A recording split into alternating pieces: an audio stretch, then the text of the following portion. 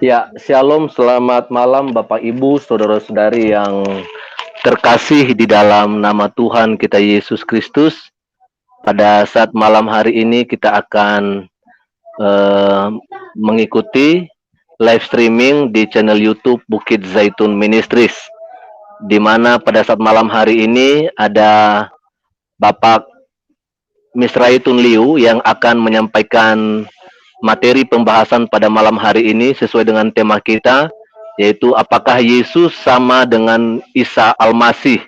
Dan pada saat malam hari ini tentunya Bapak Misraitun Liu sebagai dosen Islamologi dan bahasa Arab akan menyampaikan materi ini kepada kita semua. Kiranya kita boleh memberikan waktu untuk boleh mengikuti live ini dari awal sampai akhirnya, karena materi ini saya percaya sangat penting untuk kita harus ketahui sebagai anak-anak Tuhan, bahkan terlebih sebagai para hamba Tuhan atau pendeta, karena di dalam kita menyampaikan kebenaran firman Tuhan atau Injil itu kita harus mengetahui metode apa yang harus kita lakukan agar kita boleh menjangkau mereka yang belum terjangkau. Itu sebabnya pada saat malam hari ini saya mengharapkan setiap pendengar yang mengikuti live streaming di channel Bukit Zaitun Ministries ini boleh memberikan komentar yang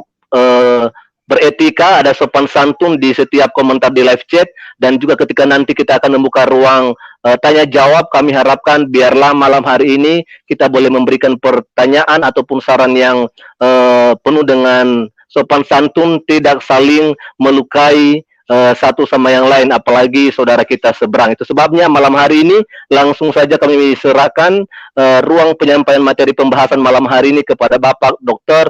Misraitun Liu MMTH. Kami persilakan, silakan Pak Pendeta. Ya, shalom, selamat malam kepada semua tim Bukit Zaitun Ministry yang juga memberikan kesempatan malam hari ini untuk live di YouTube. Ya. Terima kasih buat waktu dan kesempatan yang diberikan. Shalom juga buat semua pencari dan penemu kebenaran dari Sabang sampai Merauke di seluruh NKRI, dan juga yang mungkin saat ini sedang menonton live streaming baik yang di luar negeri. Shalom, assalamualaikum warahmatullahi wabarakatuh bagi kita semua pencari dan penemu kebenaran dimanapun kita berada. Tema kita pada malam hari ini sangat amat menarik karena kembali lagi kita membahas tentang benarkah Yesus Kristus sama dengan Isa Al-Masih. Sebelum pemaparan itu saya ingin mengucapkan sebuah kalimat syahadat yang berbunyi dari 1 Timotius 2 ayat 5 sampai dengan 6.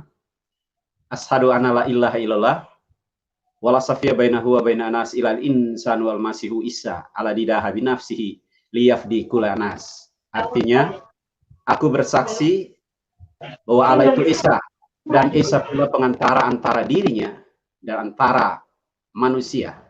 Di dalam kemanusiaan Isa Al-Masih yang mengorbankan dirinya, mati mengorbankan dirinya demi menebus semua manusia. Itu dari 1 Timotius 2 ayat 5 sampai dengan 6. Dan dasar ini, kalimat syahadat ini kiranya menjadi berkat bagi kita sekalian untuk mengikuti setiap sisi yang akan dibahas pada malam hari ini. Kita berbicara tentang Isa Al-Masih, ini dari waktu ke waktu. Kita tahu bahwa dari waktu ke waktu, dari zaman ke zaman, bergulirnya waktu, ada begitu banyak tokoh sejarah. Ada begitu banyak orang-orang yang hadir di tengah-tengah dunia ini, menorehkan begitu banyak tinta emas, bahkan buah pena mereka yang begitu luar biasa. Tetapi kita lihat ada begitu banyak orang yang hari ini menorehkan begitu banyak buah pemikiran mereka. Ketika mereka pergi dan tiada, itu tidak menjadi bahan perdebatan. Tetapi kita lihat dari semua tokoh yang hadir dan lahir, tidak ada satupun yang menjadi bahan pembicaraan. Tetapi kalau kita berbicara tentang benarkah Yesus Kristus sama dengan Isa Al-Masih, ini luar biasa Bapak Ibu. Menjadi kontroversi, terjadi perdebatan. Nah, sebegitu uniknya nama ini sehingga menimbulkan berbagai kontradiksi dari musuh-musuhnya dan juga oleh semua orang, dan sering menjadi bahan diskusi baik di kalangan rohaniawan, ulama, cendekiawan, dan kaum awam. Ini menjadi bahan perdebatan yang begitu luar biasa. Nah, pertanyaan yang selalu dipertanyakan oleh kaum awam, rohaniawan, cendekiawan, alim ulama pada umumnya adalah berkisar tentang siapakah Isa Al-Masih. Dari pertanyaan ini menimbulkan begitu banyak kontradiksi. Lantas sebegitu pentingkah nama itu? Dan siapakah sesungguhnya Isa Al-Masih? Sehingga dipertanyakan segala keidentitasannya, praeksistensinya, eksistensinya, semenjak kelahirannya, karyanya di tengah-tengah dunianya, penyalibannya, kematiannya, kebangkitannya, dan kenaikannya ke surga, bahkan nanti akan datang kembali ke dunia ini untuk menghakimi dunia ini. Nah, kita lihat bahwa semua manusia ini dinantikan oleh Isa Al-Masih. Semua manusia di bawah jagat raya ini menantikan kehadiran Isa Al-Masih untuk berdiri sebagai hakim yang adil. Nah, berbagai pandangan pun akhirnya muncul. Berbagai pandangan pun akhirnya muncul sehingga kita melihat di sana ada yang berkata bahwa Isa Al-Masih adalah nabi. Isa Al-Masih adalah rasul. Jadi ini hari ini begitu luar biasa di luar sana. Orang-orang yang berpandangan bahwa dia hanya sekedar nabi, dia hanya sekedar rasul. Ada juga yang berpendapat bahwa Isa Al-Masih adalah pemimpin terbesar. Isa Al-Masih adalah orang yang suci di antara yang hidup. Ada yang berpandangan bahwa Isa Al-Masih adalah orang yang paling banyak melakukan kebaikan bagi manusia. Tetapi ada juga yang berpendapat bahwa Isa Al-Masih adalah guru yang agung. Isa Al-Masih adalah roh ulullah. Ada yang berpendapat bahwa Isa Al-Masih adalah kalimatullah. Isa Al-Masih adalah pribadi yang memberikan panutan atau keteladanan bagi umat manusia.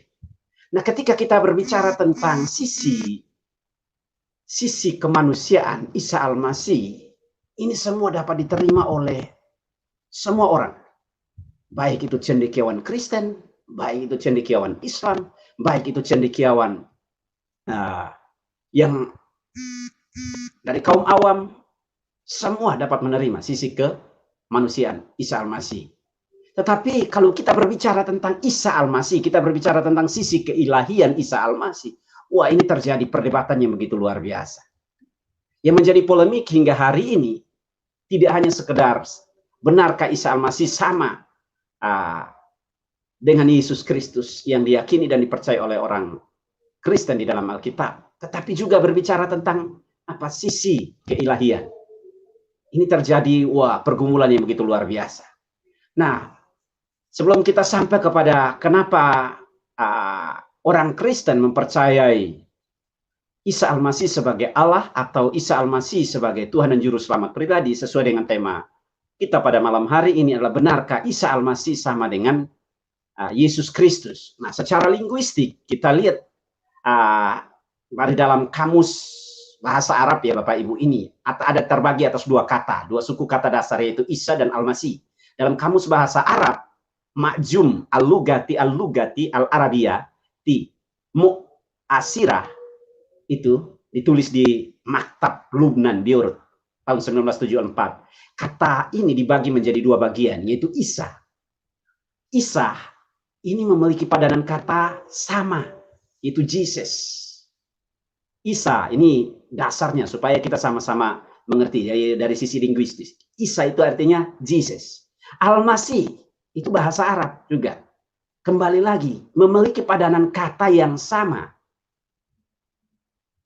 dengan bahasa Ibrani yaitu Mesias, atau dalam bahasa Yunani itu Kristo yang memiliki arti diurapi. Nah, kata ini berasal dari bahasa Aram. Dari isho yang akhirnya ditransliterasi ke dalam bahasa Yunani. Kemudian dari bahasa Yunani ini akhirnya disadur ke dalam bahasa Arab. Jadi iosos di dalam bahasa Arab itu ain, ou itu dalam bahasa Arab itu nggak ada o, yang ada hanya fathah, kasrah, dan duma, sehingga ou itu menjadi iosos itu menjadi Isa. Jadi ini padanan kata yang sama. Jadi kita harus pahami benar, kita harus mengerti dengan benar, sehingga dari sisi linguistik itu kita punya pemahaman yang sama. Karena hari ini, suka atau tidak suka, dari bahasa ini saja sudah terjadi perdebatan yang begitu luar biasa. Di luar sana ada begitu banyak rekan-rekan hamba Tuhan, cendekiawan, akademisi, yang berkata bahwa Isa Al-Masih ini tidak sama dengan Yesus Kristus dan seterusnya, dengan dalil yang begitu luar biasa. Saya tidak bisa menyalahkan, karena apa? Saya tidak bisa menyalahkan rekan-rekan, teman-teman yang ada di luar sana. Kenapa Bapak Ibu? Karena masing-masing belum baca, hanya karena belum sampai ke sana saja. Jadi ini ada buku yang saya miliki, Bapak Ibu, saya ingin tunjukkan. Jadi ini dia. Jadi ini kira-kira, ini lengkap. Jadi di dalam bahasa Arab, ini lengkap. Sekali lagi, Bapak Ibu, jadi ini makjum. Ini makjum, ya Bapak Ibu, makjum al-lughati al-arabiyah. Jadi sana memiliki padanan kata yang sama. Nah, ada beberapa referensi buku yang ini. Jadi ini dalam bahasa Arab yang Bapak Ibu ya tidak perlu mengerti, tidak perlu tahu, tapi saya sedang menerjemahkan dalam bahasa Arab, kamus bahasa Arab, kamus besar bahasa Arab. Jadi dari Arab Inggris ke Indonesia. Jadi saat ini sedang kerja lembur. Tapi saya mau katakan kepada kita bahwa ini sama. Jadi Yesus Kristus atau Isa Al-Masih secara linguistik itu sama. Itu dari bahasa Arab. Jadi kita melihat di sini. Jadi pemakaian sendiri, siapakah Isa Al-Masih, saya harus bagikan lagi sehingga tidak memberikan bias. Ada beberapa buku yang saya ada simpan di sini sehingga tidak memberikan bias bagi kita. Jadi ini ada di sini, ini Alkitab Tasrif. Nah ini Bapak Ibu, tolong itu Alkitab bahasa Arab. Ya, jadi ini kita melihat sana. Ini kita melihat di sini. Jadi ini Alkitab Tasrif. Ini juga menggunakan Isa Al-Masih. Ya, supaya biar jangan sampai nanti wah ini Pak Pendeta ini, karena ada banyak orang, wah ini pendeta goblok lah, ini pendeta ini. Saya tidak bisa menyalahkan. Karena apa ya? Hanya karena kurang pemahaman, belum sampai di sana, belum belajar sampai di sana. Nah ini yang diterjemahkan oleh, kalau yang ini diterjemahkan oleh Lembaga Alkitab Indonesia dalam bahasa Arab. Nah saya tidak bisa menyalahkan. Kenapa? Karena belum sampai ke sana. Jadi sekali lagi yang saya mau tekankan kepada kita di sini adalah bahwa kata Isa Al-Masih ini sudah digunakan, sudah dipakai, tidak hanya oleh saudara-saudara kita di Islam, tetapi sudah digunakan oleh gereja jauh sebelum Islam itu ada. Ini yang saya harus tekankan. Sehingga kita punya pemahaman yang sama, sehingga betul-betul kita mengerti apa yang harus kita lakukan, apa yang harus kita kerjakan, dan apa yang harus kita bagikan. Nah, di dalam Alkitab bahasa Arab itu kira-kira seperti itu. Nah, pemakaian kata Isa Al-Masih ini sudah digunakan oleh gereja-gereja di Timur Tengah. Jadi baik itu di Syria, baik itu di Mesir, baik itu di Alexandria, baik itu di Yaman, baik itu di Libanon, semua kata ini sudah digunakan. Jadi Isa Al-Masih. Jadi memiliki padanan kata yang sama dalam bahasa Indonesia, yaitu Yesus Kristus. Atau dalam bahasa Ibrani kita semua tahu Yeshua HaMashiach. Jadi ini penting bagi kita. Nah, ini secara linguistik. Nah, pemakaian ini juga Isa Al-Masih ini akhirnya sudah diadopsi di dalam literatur Islam, yaitu di dalam Al-Quran. Ini sudah dipakai. Itu. Jadi ini semua sudah dipakai, digunakan di sana. Nah, hari ini kita lihat dari sisi linguistik. Nah, secara historis, itu tadi dari sisi linguistik, dari sisi bahasa. Tetapi dari sisi historis kita lihat, ini Bapak Ibu, dibahasakan di dalam Alkitab. Narasi yang saya ingin tekankan kepada kita bahwa narasi yang dibangun di dalam Alkitab Perjanjian Baru hari ini tidak bisa dilepaskan dari narasi yang ada di dalam Perjanjian Lama. Karena apa? Merupakan satu mata rantai yang komprehensif. Kenapa hari ini terkesan nama ini, Isa Al-Masih ini, seolah-olah membawa satu kontradiksi yang begitu luar biasa di luar sana. Karena apa? Orang hanya melihat dari perspektif yang tercatat di dalam Alkitab Perjanjian Baru. Orang tidak melihat runutnya itu dari Perjanjian Lama dan hari ini realisasinya. Allah yang tidak dikenal di dalam Perjanjian Lama, yang mewujud nyatakan dirinya di dalam Yesus Kristus atau Isa Al-Masih di dalam Perjanjian Baru. Nah, ini pengabaian terhadap hal ini Bapak Ibu. Maka Isa Al-Masih atau Yesus Kristus pada akhirnya dikotak-kotakan dengan nalar dan logika berpikir kita. Sehingga menjadi bias dan terkesan kontroversial dan sebagainya. Jadi pentingnya persepsi kita ini, Kalau kita mau berbicara tentang Isa Al-Masih atau Yesus Kristus, kita harus melihat dari perjanjian lama sampai kepada perjanjian baru. Sehingga kita memiliki pemikiran yang kompleks atau utuh secara komprehensif. Sehingga tidak menimbulkan yang namanya bias dan lain sebagainya. Nah, banyaknya perdebatan dan polemik karena banyaknya orang mengabaikan progresivitas wahyu Allah yang dimulai dari perjanjian lama sampai kepada perjanjian baru. Pengabaian inilah yang membuat akhirnya terjadinya berbagai macam kontradiksi di luar sana. Mengapa demikian? Karena ketika kita melihat tentang kebenaran ini secara utuh, secara komprehensif, baik dari perjanjian lama ke perjanjian baru, maka kita akan melihat di sana ada begitu banyak nubuatan-nubuatan. Ada begitu banyak nubuatan-nubuatan. Jadi nabi-nabi berdiri untuk menubuatkan tentang Isa Al-Masih. Ketika manusia jatuh di dalam dosa dengan mengambil buah pohon pengetahuan baik dan jahat yang dilarang oleh Allah di Taman Firdaus atau di Taman Eden, saat itu manusia, hubungan manusia, konektivitas antara manusia dan Allah itu menjadi renggang. Sehingga manusia tidak bisa menghampiri Allah. Tetapi kita melihat di sana bahwa bagaimana Allah sendiri mengambil inisiatif untuk datang mencari manusia. Allah sendiri ambil inisiatif dalam Kejadian pasal 3 ayat 9, ketika manusia jatuh, dia takut, dia lari dan bersembunyi. Allah sendiri mengambil inisiatif mencari manusia. Di manakah engkau, Adam? Seharusnya manusia berkata, aku ada di sini.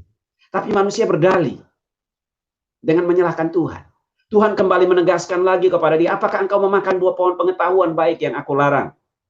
Manusia kembali lagi berdalih bahwa perempuan yang kamu tempatkan di sisiku, dialah yang telah memberikan. Jadi dia menyalahkan Tuhan, dia menyalahkan Allah sebagai pembuat masalah. Dia menyalahkan Allah sebagai satu-satunya penyebab masalah sehingga dia jatuh di dalam dosa. Nah, kita lihat Tuhan meminta manusia itu untuk mengakui yang namanya pelanggaran. Tuhan butuh pengakuan dosa. Nah, kita melihat dari sana akhirnya apa yang terjadi? Manusia akhirnya diusir. Hukuman Tuhan jatuhkan, manusia akhirnya diusir. Tetapi kita lihat ada janji induk di sana, yaitu proto-evangelium di dalam Kejadian 3 ayat 15. Bagaimana Allah sendiri menubuatkan bahwa di masa yang akan datang, keturunannya itu yang akan meremukkan kepala ular. Jadi ini sesuatu nubuatan yang berbicara langsung kepada satu-satunya pribadi yang akan datang menggenapi nubuatan ini, yaitu Isa Al-Masih. Selanjutnya Bapak, Ibu yang dikasihi Tuhan, kita melihat bagaimana proses perjalanan kehidupan manusia. Manusia diusir dari Taman Firdaus atau Taman Eden, manusia melakukan dosa. Pelanggaran demi pelanggaran, pemberontakan demi pemberontakan yang begitu luar biasa. Allah tetap mengasihi manusia. Dia mengutus nabi-nabi. Nabi-nabi berdiri mewakili Tuhan, mewakili Allah, memberitakan kebenaran, mengajak manusia untuk kembali kepada kebenaran yang hakiki, kepada kebenaran yang sesungguhnya. Sampai pada akhirnya, apa yang dibicarakan, apa yang disampaikan oleh nabi-nabi itu, mewujud nyatakan diri di dalam Yesus Kristus atau yang kita sebut dengan Isa Al-Masih di dalam bahasa Arab. Jadi di dalam Ibrani pasalnya yang ke 1 saya bacakan bagi kita semua sehingga kita memiliki pemahaman yang sama sebelum kita lanjut ke sana, karena Ibrani pasal yang pertama, ayat yang pertama sampai dengan ayat yang keempat, dengan jelas di sana firman Tuhan. Ya, saya bacakan bagi kita semua. Ya, demikian firman Tuhan. Setelah pada zaman dahulu, Allah berulang kali dan dalam pelbagai cara berbicara kepada nenek moyang kita dengan perantaraan nabi-nabi. Maka pada zaman akhir ini ia telah berbicara kepada kita dengan perantaraan anaknya, yang telah ia tetapkan sebagai yang berhak menerima segala yang ada. Oleh dia Allah telah menjadikan alam semesta. Ia adalah cahaya kemuliaan Allah dan gambar wujud Allah, dan menopang segala yang ada dengan firman-Nya yang penuh kekuasaan. Dan setelah ia selesai mengadakan penyucian dosa, ia duduk di sebelah kanan yang maha besar, di tempat yang maha tinggi, jauh lebih tinggi daripada malaikat-malaikat. Sama seperti nama yang dikaruniakan kepadanya, jauh lebih indah daripada nama mereka. Jadi kita melihat di sini bahwa bagaimana nama ini sudah dinubuatkan di dalam perjanjian lama. Bahkan penggenapannya secara eksplisit itu luar biasa, dinyatakan di dalam Injil Yohanes. Kita melihat bagaimana dalam Injil Yohanes pasal 1 ayat 29 sampai dengan 30, ketika itu Isa Al-Masih datang dan menghampiri Yahya alaihissalam. Jadi kalau kita baca di dalam Injil, di sana dengan jelas, fil gida ra'a Yahya Isa mukbaila ilahi wa kalalahu unur hada huwa hamal Allah di arsallahu Allah liyafdi al-katia kulanas. Pada keesokan harinya Isa Al-Masih datang menghampiri Yahya, dan Yahya berkata, lihat, itu dia anak domba Allah yang diutus Allah untuk menghapus dosa seisi dunia. Jadi kalau ayat-ayat sebelumnya kita melihat bagaimana orang-orang diutus untuk bertanya kepada Nabi Yahya alaihissalam, siapa dia? Karena dia membaptis di Yordan. Orang-orang bertanya, apakah engkau Elia? Dia berkata, oh tidak, saya bukan. Saya bukan Elia. Apakah engkau Mesias? Dia bilang, bukan, saya bukan Mesias. Orang-orang bertanya, kalau begitu kenapa engkau bukan Elia, engkau bukan Mesias? Kenapa engkau melakukan ini? Dan dia berkata, kemudian sampai pada kita lihat sesuatu yang luar biasa. Dia berkata, ya inilah suara orang yang berseru-seru di padang gurun. Luruskanlah jalan. Jadi kita melihat kehadiran Nabi Yahya alaihissalam adalah untuk meluruskan jalan bagi siapa? Bagi Isa Al-Masih. Nah, perdebatan ini seringkali terjadi dari masa ke masa, dari waktu ke waktu yang begitu luar biasa. Nah, perdebatan ini sudah tertulis juga di dalam Alkitab. Jadi ketika kita baca di dalam Matius pasal 16 ayat 13 sampai dengan 14, di sana dengan jelas. Ya, kemudian sampailah Isa Al-Masih di wilayah Kaisarea Filipi. Ia bertanya kepada murid-muridnya, menurut pendapat orang-orang, siapa saya? Dan murid-murid berespon terhadap apa yang Yesus tanyakan. Ada yang berkata bahwa engkau adalah Yahya. Ada yang berkata bahwa engkau adalah Ilyasa atau Elia. Tetapi ada yang berkata engkau adalah Yeremia. Ada juga yang berkata bahwa oh, engkau adalah salah seorang dari nabi yang lainnya.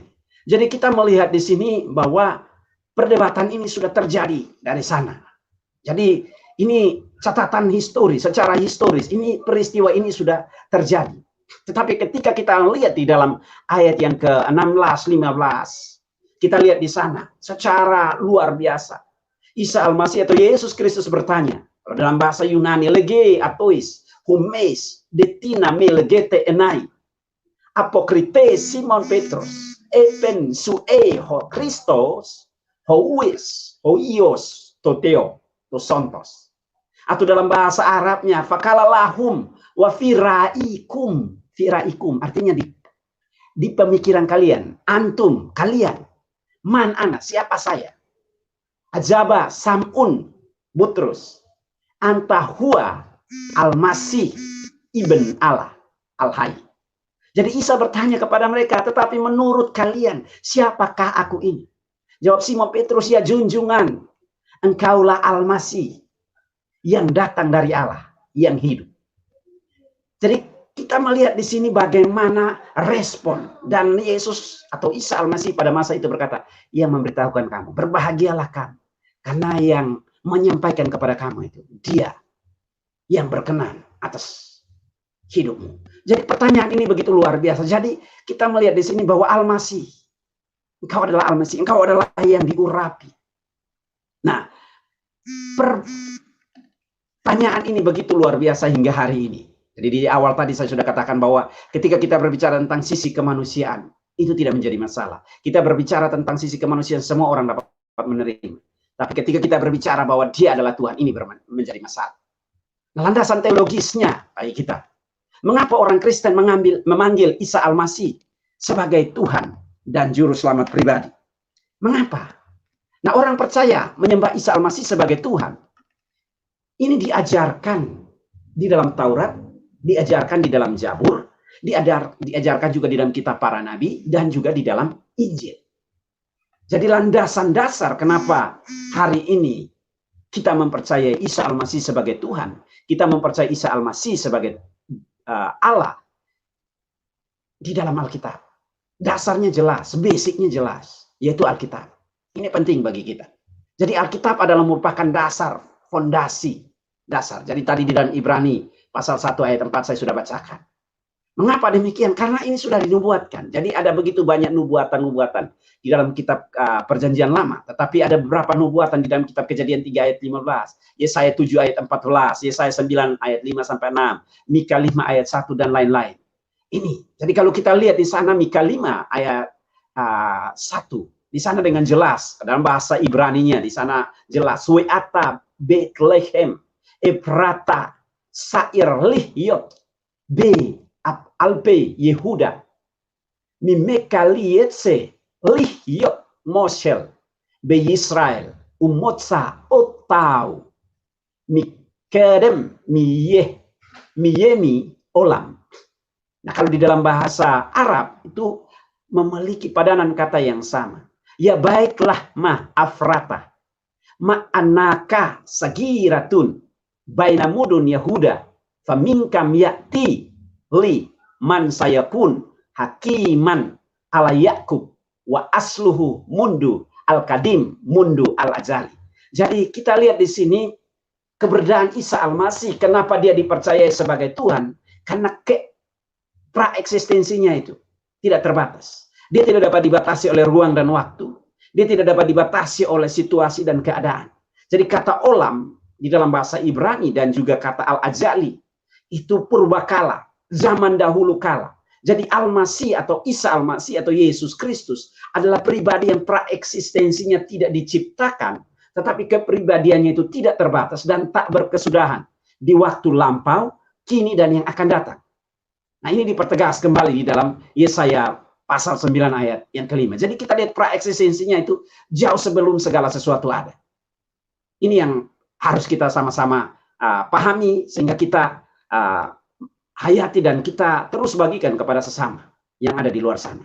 Jadi kalau di dalam Yesaya 9 ayat yang kelima di dalam bahasa Ibraninya, kiyelet iulat lanu ben nitan lanu watehi hamisrah al sikmo wayikra semo pele yoetz el gibor abiat sarsalum. Nah, di dalam bahasa Arabnya, lianu yulat lana waladun wa yu'talana ibnun takunu asul tahu fiyadihi wa yu'a mushiran ajiban ilahan kadiran aban abadian rais asalam. Artinya sesungguhnya seorang anak telah lahir bagi kita, seorang putra telah dikaruniakan kepada kita. Di atas bahunya lah pemerintahan akan dibebankan dan namanya akan disebut penasihat ajaib, Allah yang perkasa, Bapa yang kekal, penguasa damai. Jadi Bapa yang kekal di sini kita lihat di dalam bahasa Ibrani maupun di dalam bahasa Arab memiliki padanan yang kata yang sama, abiat. Dalam bahasa Arab, aban abadian, artinya tidak berpangkal. Jadi praeksistensinya itu dulu, sekarang, sampai selama-lamanya. Itu sebabnya di dalam Ibrani pasal 13 ayat yang ke-8, Yesus Kristus tetap sama, baik dahulu, sekarang, sampai selama-lamanya. Itu dalam bahasa Arab, Isa Al-Masih, dulu, sekarang, sampai selama-lamanya, tidak pernah berubah. Jadi ini penting bagi saya dan Bapak Ibu Saudara sekalian, sehingga kita melihat ini secara komprehensif. Nah, keberadaan Isa Al-Masih adalah Tuhan. Karena pertama kita lihat di dalam Alkitab, Isa Al-Masih menyamakan dirinya dengan Bapa. Ya, Yohanes 10 ayat 30 di sana Bapak Ibu bisa melihat. Aku dan Bapa adalah satu. Isa Al-Masih ketika murid-murid Filipus bertanya di dalam Yohanes 14 ayat 7 dan 13, murid-murid datang bertanya, mereka berkata kepada Isa Al-Masih, berkata kepada Yesus, tunjukkanlah kepada kami Bapa. Yesus secara pribadi sedih sebenarnya. Isa Al-Masih sedih. Kamu sudah sekian lama bersama-sama dengan aku, tetapi kamu kok nggak mengenal aku. Filipus bertanya, di mana Bapa? Tunjukkan kami Bapa. Kalau kamu melihat, Yesus berkata, kalau kamu melihat aku, kamu melihat Bapa. Nah, kita lihat di sini. Ini pernyataan-pernyataan yang luar biasa yang diungkapkan, yang disampaikan langsung dari mulut Yesus. Isa Al-Masih ada jauh sebelum segala sesuatu ada. Kita lihat apa yang dibahas di dalam kitab Nabi-Nabi, itu juga diwujud nyatakan di dalam perjanjian baru. Dia ada sebelum Abraham ada. Jadi kita lihat Yohanes 8 ayat 58. Ia ada sebelum Abraham ada. Ya, kita bandingkan di dalam Keluaran pasal 3 ayat 14-15, kata yang dipakai di sana asyer atau dalam bahasa Yunani itu ego emi. Jadi eksistensinya kekal. Eksistensinya itu bukan baru ada atau dibuat atau diciptakan atau didesain dan lain sebagainya, tapi sudah ada jauh sebelum segala sesuatu ada. Nah, Isa Al-Masih tidak berdosa dan tidak pernah melakukan dosa. Jadi kalau kita baca di dalam Yohanes 8 ayat 46, kita lihat hanya satu-satunya pribadi. Kenapa sampai akhirnya orang Kristen mempercayai Isa Al-Masih sebagai Tuhan dan Juru Selamat pribadi? Karena dia tidak berdosa. Kita tahu bahwa hanya Allah Subhanahu wa Ta'ala yang tidak berdosa. Satu-satunya pribadi yang tidak berdosa di bawah kolong langit ini hanya Isa Al-Masih. Yohanes 8 ayat 46, kita lihat di sana ketika orang-orang datang dan mencoba untuk menjebak dia dengan berbagai macam cara agar dia ditangkap dan lain sebagainya. Isa Al-Masih menantang kepada mereka. Jadi Isa Al-Masih menantang kepada mereka. Tunjukkan kepada aku dosa apa yang aku lakukan sehingga kalian ingin menyalibkan aku. Dan pada akhirnya mereka berkata, bahwa bukan karena dosa apa-apa yang kamu lakukan, tetapi karena engkau menyamakan diri sama seperti Allah. Dan Isa Al-Masih berkata, in kuntu aqulu al-haq, falima adalah tu'minu nabi. Dan pada akhirnya Yesus menantang mereka karena mereka tidak dapat membuktikan dialah keberdosaan Yesus. Mereka mengakui bahwa dia adalah suci. Maka Yesus berkata, in kuntu aqulu al-haq falima adalah tu'minu nabi. Jikalau aku berkata kebenaran kepada kalian, mengapa kalian tidak percaya kepada? Jadi kita melihat di dalam Yohanes 8 ayat 46 di sana dengan jelas bagaimana kasih Tuhan nyatakan begitu luar biasa. Nah, pengakuan bukan hanya keluar dari mulut Yesus, tetapi pengakuan juga keluar dari murid-muridnya. Juga semua orang bahwa Isa Al-Masih adalah Tuhan. Matius tadi kita sudah sama-sama baca bagaimana nanti di dalam Yohanes pasal 11 ayat 27, 20 ayat 28 bagaimana di sana Thomas. Jadi dalam bahasa Yunani apekrita Thomas kai epen auto hokurios mo kai hoteos mo. Atau dalam bahasa Arab ajabatuma ya Rabi wa ilahi. Jadi kita melihat ada pengakuan yang luar biasa, tidak hanya keluar dari mulut Isa Al-Masih tetapi juga keluar dari murid-muridnya bahwa dia Isa Al-Masih adalah Tuhan. Isa Al-Masih juga menegaskan bahwa dialah pribadi yang hadir menggenapi semua kebenaran yang dinubuatkan para nabi dan PL. Jadi kita lihat di dalam Matius pasal 5, 21, 22. Bagaimana kita lihat di sana, dia datang bukan untuk meniadakan Taurat, tetapi dia datang untuk menggenapi Taurat. Nah, ajarannya itu punya otoritas yang begitu luar biasa. Isa Al-Masih memiliki kuasa atas kehidupan dan kematian. Yohanes 5 ayat 21, Yohanes 11 ayat 25. Dia berkata, akulah kebangkitan. Fakalalaha Isa anna huwa al-qiyamut wa al-hayata. Man amanabi walau mata fayahyan. Jadi Isa Al-Masih berkata bahwa akulah kebangkitan dan hidup. Barang siapa yang percaya kepadaku, dia akan hidup. Memiliki kehidupan, keabadian. Jadi kita melihat di sini jelas bagaimana keberadaan Isa Al-Masih. Dan saya lihat lagi ada begitu banyak alasan mengapa Isa Al-Masih adalah anak Allah. Ini menjadi kontradiksi, ini menjadi polemik yang begitu luar biasa.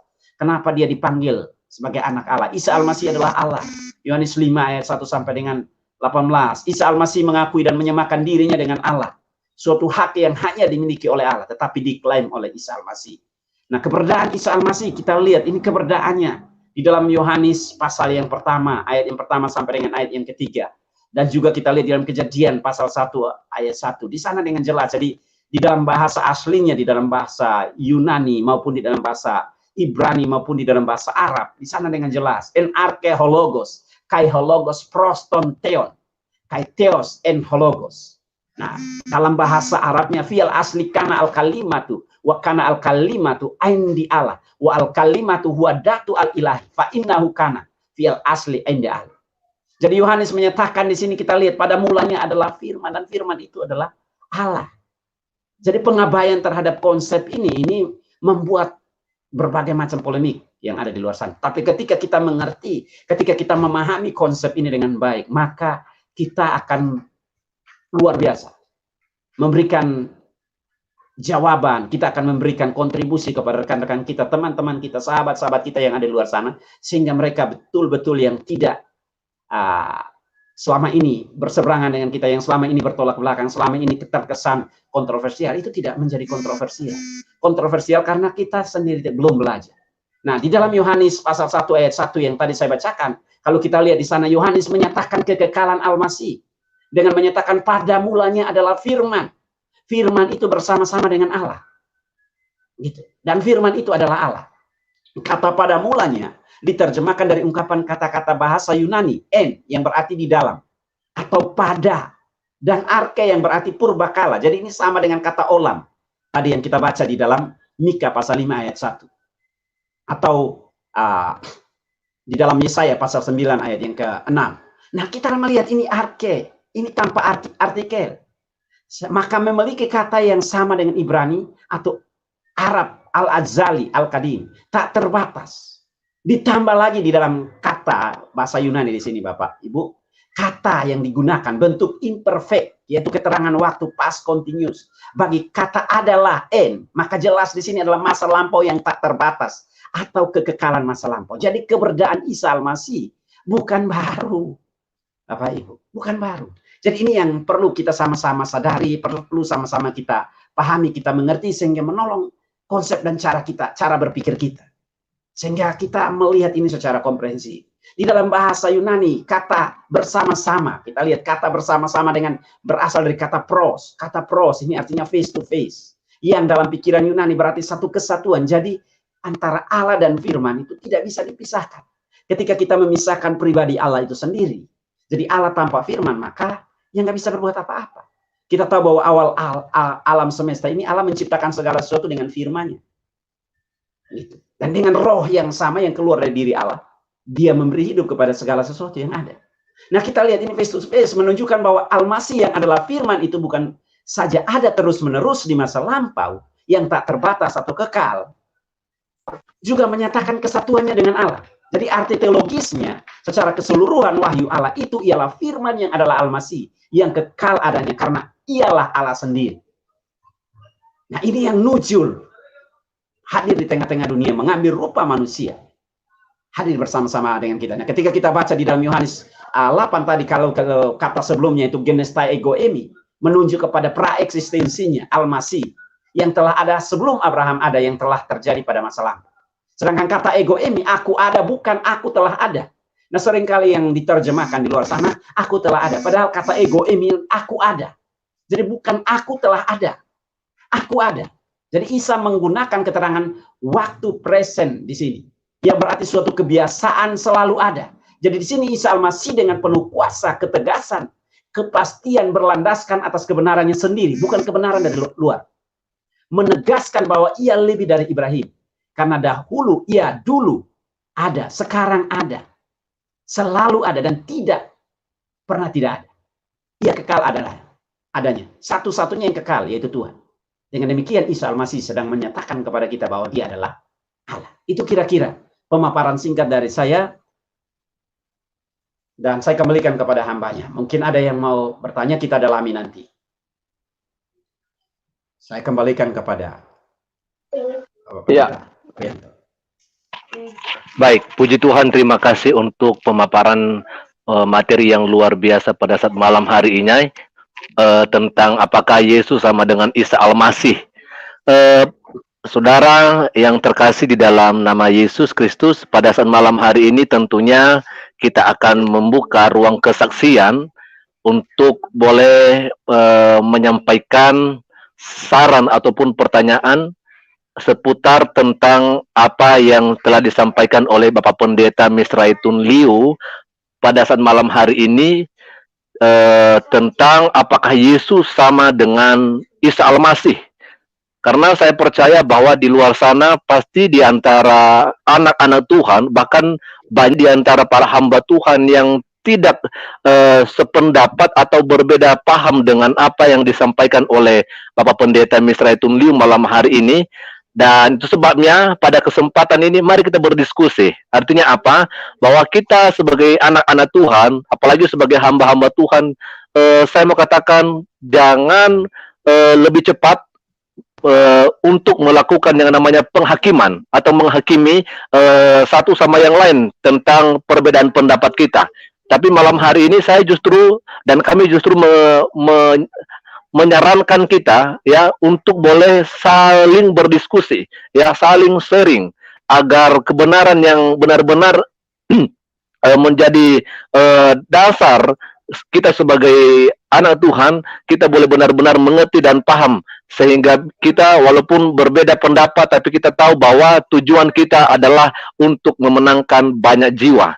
Nah, itu sebabnya pada saat malam hari ini Pak Pendeta ada yang sudah mau bergabung dengan kita dan mungkin kita langsung angkat untuk boleh berdiskusi pada saat malam hari ini. Ya. Ya, sebentar saya akan kasihkan dulu link. Ya, link ada di di layar monitor Bapak Ibu Saudara semua, dan silakan masuk lewat link yang telah kami cantumkan. Kita akan mengangkat, ini ada Bapak Faithfully. Shalom, selamat malam. Salam, selamat malam Bapak-Bapak Pendeta. Ya, puji Tuhan. Gimana kabarnya Pak Faithful? Baik, baik Pak Pendeta, terima kasih. Oh, puji Tuhan. Silakan Pak, Puji langsung Tuhan. saja. Iya, Ya.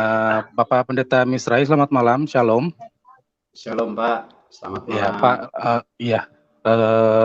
penjelasan Bapak tadi bagi saya memuaskan sekali Pak, cukup bisa saya pahami, bukan cukup, bisa saya pahami. Namun yang ingin saya tanyakan mengenai resistensi Pak, dari dalam dan dari pihak luar ini kurang begitu banyak. Mungkin kita para pendengar perlu dijelaskan lagi Pak, bahwa resistensi ini kan bisa menjadi batu sandungan bagi kita sendiri. Bahkan kita nanti jadi bertikai gara-gara hanya pemahaman saja Pak. Padahal tugas berat amanat agung Tuhan kita untuk mengabarkan Injil kepada seluruh bangsa itu bukan hanya kepada orang Kristen atau yang mengenal Yesus Kristus saja, tapi kepada mereka yang menyalahpahami. Dalam hal ini masih menganggap Isa Al-Masih bukan Yesus, begitu Pak. Nah, kami mohon penjelasannya lebih lanjut mengenai resistensi ini, bagaimana menyikapinya Pak. Resistensi yang bagi kalangan yang tidak mempercayai Yesus Kristus adalah Isa Al-Masih dari pihak kita Kristen, juga dari saudara kita yang di seberang Pak, di sebelah. Ya. Itu dulu Pak. Terima kasih Pak. Ya, terima kasih Pak buat pertanyaannya. Jadi ini memang kembali lagi ini menjadi perdebatan Pak. Jadi ini hari ini tugas saya, tugas rekan-rekan yang memang belajar ya. Kebetulan ya saya dianugerahi Tuhan kesempatan untuk belajar di Timur Tengah. Dan ya punya buku-buku referensi, itu sebabnya kenapa hari ini saya senang kita bisa berdiskusi. Dan hari ini juga ya, ini buku yang saya pakai Pak, ya adik Makjum. Jadi ini saya sedang terjemahkan baik dalam bahasa Indonesia, dari Inggris ke Indonesia, dari Arab ya, ini buku bahasa Arab, nanti dari Inggris ke Indonesia. Jadi di sini, di dalam kamus bahasa Arab ini di sini semua dipaparkan dari dia punya kawaid atau grammarnya, itu semua di sana. Jadi saya sedang, ini termasuk pekerjaan berat bagi saya, tapi saya percaya ini bekerja untuk Tuhan, ya semua akan dibuat ringan. Jadi Isa Al-Masih ini secara linguistik itu memiliki padanan kata yang sama. Jadi Isa Al-Masih ini secara khusus ini ditransliterasi dari bahasa Aram. Jadi bahasa Aram ini saya katakan bahwa bahasa Aram ini adalah merupakan bahasa induk sebelum ada bahasa induk bagi bahasa Arab. Karena semua yang hari ini ada di dalam bahasa Arab itu semua boleh dapat dipastikan bahwa itu ada merupakan transliterasi. Jadi kita melihat ini yang hari ini dilakukan Pak. Jadi ini adalah merupakan transliterasi dari bahasa Isa Al-Masih dari kata iso atau iso. Jadi mar iso, jadi kalau kita lihat di sana mar iso dari bahasa Aram yang akhirnya ditransliterasi karena dalam bahasa Arab tidak memiliki huruf vokal O, maka O dan U di sana digabung menjadi Isa. Sehingga hari ini kita lihat Isa. Nah, itu di dalam bahasa Arab. Nah, kata Isa ini sendiri memiliki rujukan yang sama, padanan kata yang sama dengan Yesus yang hari ini dipercayai di dalam ini. Jadi secara bahasa itu sama. Nah, Al-Masih ini dibagi. Jadi Isa Al-Masih ini dua kata. Jadi Al-Masih ini dalam bahasa Arab itu sama, memiliki padanan kata yang sama juga dengan bahasa Ibrani. Jadi Mesias itu dalam bahasa ini ya, Mesias atau Kristo di dalam bahasa Yunani. Nah, ini yang harus kita luruskan hari ini bersama-sama, karena memang saya harus mengakui hari ini di luar sana ada begitu banyak orang yang berkata bahwa Isa Al-Masih berbeda dengan Yesus Kristus. Tidak secara bahasa sama, pribadi yang sama. Hanya masalah secara historis itu memang berbeda. Secara historis berbeda. Apa yang tertulis di dalam Alkitab maupun di dalam Al-Quran itu berbeda. Itu sebabnya banyak orang hari ini mencoba untuk berkata, bahkan berargumen, wah itu Isa Al-Masih tidak sama dengan apa yang tertulis di dalam Al-Quran. Karena ya Isa Al-Masih yang ada dalam Al-Quran, Isa Al-Masih lahir di bawah pohon kurma. Sedangkan Yesus atau Isa Al-Masih yang ada di dalam Alkitab itu berbeda dengan yang tertulis dalam Alkitab. Jadi ini dua hal yang berbeda. Bahkan dari sisi ini, kalau di dalam Al-Quran itu Miriam, saudara perempuan dari Musa. Bagaimana mungkin rentan waktu yang cukup panjang, rentan waktu yang cukup jauh, bagaimana mungkin itu sama? Tapi saya mau tekankan kepada kita bahwa secara linguistik, secara bahasa, Al-Masih atau Yesus Kristus itu sama. Tetapi secara historis itu berbeda. Jadi proses penulisan Alkitab dan Al-Quran itu berbeda. Jadi kalau kita lihat Al-Quran ini baru selesai ditulis itu pada tahun 1960. Nah ini kita yang harus berdiri secara clear, meluruskan.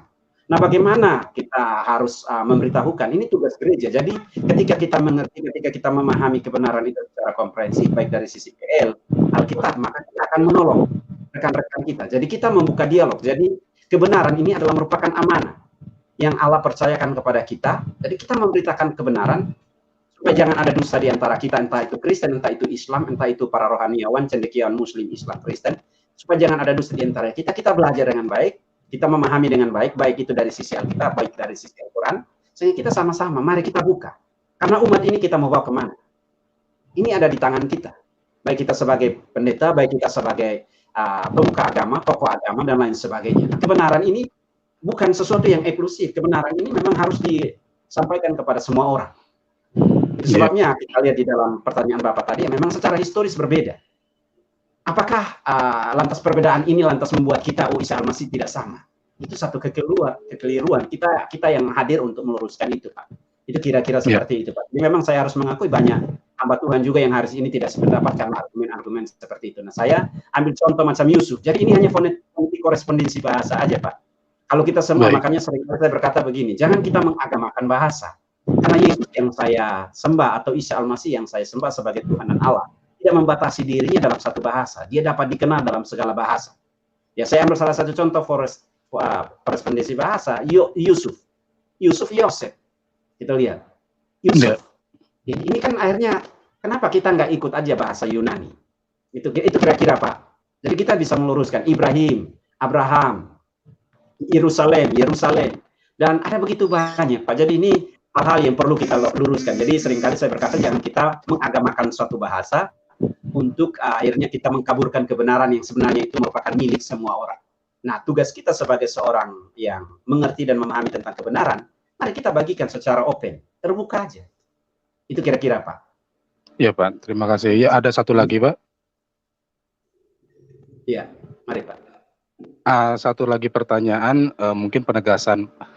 Baiknya bagaimana sekarang, Pak, untuk menjembatani hal ini dalam hal penyampaian kabar baik ini? Apakah kita harus menggunakan pernyataan Yesus adalah Isa kepada saudara Muslim, atau sebaliknya, Pak? Memang berbeda, lalu kita adakan kontra, kemudian tetap berdialog demikian. Yang mana, Pak? Bagus, Pak. Saya senang dengan pertanyaan. Jadi ini buka dialog, Pak. Bagus karena apa? Alkitab berbicara tentang Isa Al-Masih, Al-Quran juga berbicara tentang Isa Al-Masih. Jadi sebenarnya ini menolong saya, menolong kita semua, baik itu saudara-saudara di Islam maupun di Kristen, untuk sama-sama membuka peluang. Punya peluang yang sama untuk sama-sama membuka kebenaran yang sesungguhnya. Karena baik di dalam Al-Quran maupun di dalam Alkitab itu sama-sama bercerita tentang siapakah Isa Al-Masih. Nah, di dalam Al-Quran, saya ambil salah satu contoh dalam QS 3 ayat 45. Di sana, itkalat al-malaikatu, ya Maryam, inna ala yubasiruki bi kalimatin minhu, ismuhu Isa ibn Maryam, wajihan fi dunia wal akhirati wa min al-mukarrabin. Artinya, ketika itu malaikat berkata kepada Maryam, aku akan menggembirakan kepadamu dengan mengerimkan kalimat yang datang daripadanya, namanya Isa putra Maryam, yang terkemuka di dunia dan di akhirat dan dari antara orang-orang saleh. Jadi kita melihat di sana Al-Quran sendiri mencatat bahwa Isa Al-Masih terkemuka di dunia dan di akhirat. Terkemuka, betul, Pak. Sama-sama. Kita bisa sama-sama membangun. Mari. Nah, terlepas dari teman-teman di saudara-saudara kita di Islam interpretasi bagaimana, ya itu interpretasi mereka. Tetapi kita harus kasih tahu, karena sama juga di dalam Alkitab. Isa Al-Masih juga kita mempercayai dia yang awal, dia yang akhir. Itu. Iya. Dia yang awal dan yang akhir. Jadi kita melihat ini sesuatu yang luar biasa. Al-Quran pun juga mencatat bahwa Isa Al-Masih terlahir dari apa? Manusia yang tak berdosa. Di dalam Alkitab pun sama. Al-Quran juga mengakui bahwa Isa Al-Masih tidak memiliki ayah, Ibn Maryam. Iya. Bukan Isa bin, tetapi Isa Ibn Maryam. Al-Quran sendiri mengakui. Nah ini Bapak Ibu yang dikasih oleh Tuhan, kita membangun. Jadi kita bersama-sama, mari apa yang ada tertulis di dalam Alkitab. Ini kan kitab yang ada, yang sudah Tuhan berikan, baik kepada Kristen, baik kepada Islam. Ya mari kita sama-sama. Kita berdialog bersama-sama teman-teman kita kasih tahu. Nah, masalah orang nanti percaya atau tidak percaya dengan apa yang hari ini kita yakini, ya itu urusan lain. Roh Kudus, Pak. Roh Kudus sendiri yang mengubahkan. Tetapi kita harus fair. Jadi jangan sampai kita datang, ini kan banyak orang hari ini berasumsi begini, wah orang Kristen itu mengkristenkan orang. Orang Kristen tidak pernah mengkristenkan orang. Orang Kristen, tugas orang Kristen adalah menjalankan amanah, berbagi amanah, menceritakan tentang amanah. Amanahnya yaitu Isa Al-Masih satu-satunya jalan yang lurus. Firman Allah berkata, Itkalat Isa anahu atarik, anahu al-haq, anahu al-haya, la yadiru ahadun an ya'tilal haq. Akulah jalan, akulah kebenaran, akulah kehidupan. Tidak ada seorang pun yang datang kepada Bapa kalau tidak melalui aku. Ini kan pernyataan-pernyataan yang kita sampaikan. Kenapa kita harus takut? Kita tidak mengajak orang untuk merampok bank, tidak mengajak orang untuk membunuh orang, tidak mengajak orang untuk merampok, tidak mengajak orang untuk berbuat makar dan lain sebagainya. Kita memberitakan kebenaran, berbagi tentang kebenaran, bagaimana kita membawa orang supaya orang berjumpa secara pribadi dengan siapakah itu Isa Al-Masih. Dialah satu-satunya jalan yang lurus. Kalau ada jalan yang lain, saya berganti keyakinan juga. Jadi kebenaran ini kita wajib bagikan. Kebenaran ini itu sebabnya di dalam kalimat syahadat kita di dalam 1 Timotius 2 ayat 5 sampai dengan 6 itu asyhadu anna la ilaha illallah wala safiya bainahu wa baina annas ilal insanu al-masihu Isa aladidah bin nafsi liyafdikul anas. Kenapa saya mempercayai Isa Al-Masih sebagai Tuhan dan Juru Selamat pribadi atau mempercayai dia sebagai Allah? Saya menantang rekan-rekan.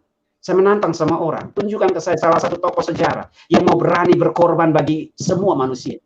Isa Al-Masih di dalam 1 Timotius 2 ayat 5-6. Aku bersaksi bahwa Allah itu Esa, dan Esa pula pengantara antara dirinya dan antara manusia. Di dalam kemanusiaan Isa Al-Masih yang mengorbankan dirinya, mati bagi semua manusia, mati untuk menebus semua manusia. Jadi Isa Al-Masih, kenapa saya mempercayai Isa Al-Masih dari kalimat syahadat ini? Karena dia mati bukan hanya untuk satu komunitas, bukan untuk satu suku, bukan untuk satu agama. Semua agama apapun itu mengajarkan tentang kebaikan. Tetapi kita berbicara tentang kekekalan, berbicara tentang surga. Hanya ada satu-satunya pribadi yang mau mengorbankan dirinya mati untuk menebus semua umat manusia. Dosa yang dilakukan oleh manusia itu tidak dapat dituntaskan dengan amal kita, kebaikan kita, filsafat kita, pengetahuan kita, gelar kita. Apapun itu tidak bisa diselesaikan. Hanya dapat diselesaikan oleh satu-satunya pribadi yang tidak berdosa, yaitu Allah. Dan Allah mewujud nyatakan dirinya di dalam Isa Al-Masih yang hadir di tengah-tengah dunia mengambil rupa manusia. Karena kita manusia, keberadaan kita sebagai manusia. Dia hadir di tengah-tengah dunia ini menjadi manusia. Demi menyelamatkan saya, menyelamatkan bukan hanya saya, bukan hanya orang Kristen. Tetapi menyelamatkan semua orang, mau Hindu, mau Buddha, mau Konghucu, mau Islam. Mau ini, dia datang untuk semua manusia. Itu Alkitab. Tercatat di dalam Alkitab. Nah, kita melakukan ini, kita tidak berusaha untuk memaksakan orang. Tidak. Kebenaran kita harus bagikan kepada semua orang. Itu kira-kira, Pak. Ya, terima kasih Pak atas penguatannya dan pencerahannya. Ya. Demikian Pak atas pertanyaan saya untuk kali ini. Terima kasih Pak atas waktu dan pencerahannya. Selamat malam Pak. Sama-sama. Tuhan memberkati Pak Petpuli. Tuhan memberkati Pak. Ya. Oke Pak Pendeta. Mungkin sebelum kita akan gabungkan beberapa penanya. Kepada penanya malam hari ini, saya justru memberikan pertanyaan atau mungkin hal yang harus kita diskusikan gini loh Pak. Karena memang saya tahu dan saya lihat di beberapa komentar di live chat kita malam hari ini, di live streaming kita ini, ada banyak memang yang tidak sependapat kalau misalnya dikatakan Yesus Kristus itu sama dengan Isa Al-Masih. Nah, tapi saya melihat bahwa apa yang telah disampaikan oleh Bapak Pendeta malam hari ini, bahwa Isa Al-Masih itu sama dengan Yesus Kristus secara linguistik, artinya secara bahasa. Artinya bahwa ketika kita melihat Yesus Kristus itu di dalam bahasa Ibrani, itu namanya, maksud saya namanya adalah Yesua ya Pak ya? Yesua. Yesua. Nah, sedangkan dalam bahasa Yunani kalau kita melihat itu artinya bahwasanya satu bahasa pasti mempunyai satu kata yang berbeda bahasanya begitulah. Jika kalau misalnya kita masukkan dalam bahasa Inggris, maka Yesus itu artinya adalah Jesus. Ya, sedangkan dalam bahasa Indonesia adalah Yesus. Dan ketika kita masuk ke dalam bahasa Arab, tentunya artinya adalah Isa.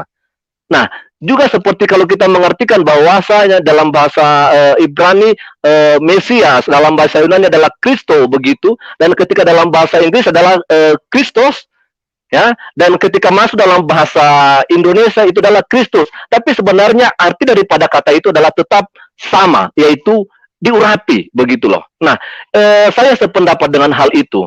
Cuman saya tahu bahwa di luar sana yang masih belum menerima kalau Yesus dikatakan itu sama dengan Isa Al-Masih adalah karena banyaknya pertentangan, karena orang banyak tahunya tentang Isa Al-Masih ini tentunya di ajaran agama seberang begitu loh, saudara kita yang di seberang. Artinya bahwasanya dalam kitab mereka, di dalam kitab mereka itu ada Isa Al-Masih dibicarakan. Nah, ketika Isa Al-Masih yang dibicarakan di dalam kitab saudara kita yang di luar sana itu, ya, itu sangat berbeda sekali. Baik sejarahnya, baik juga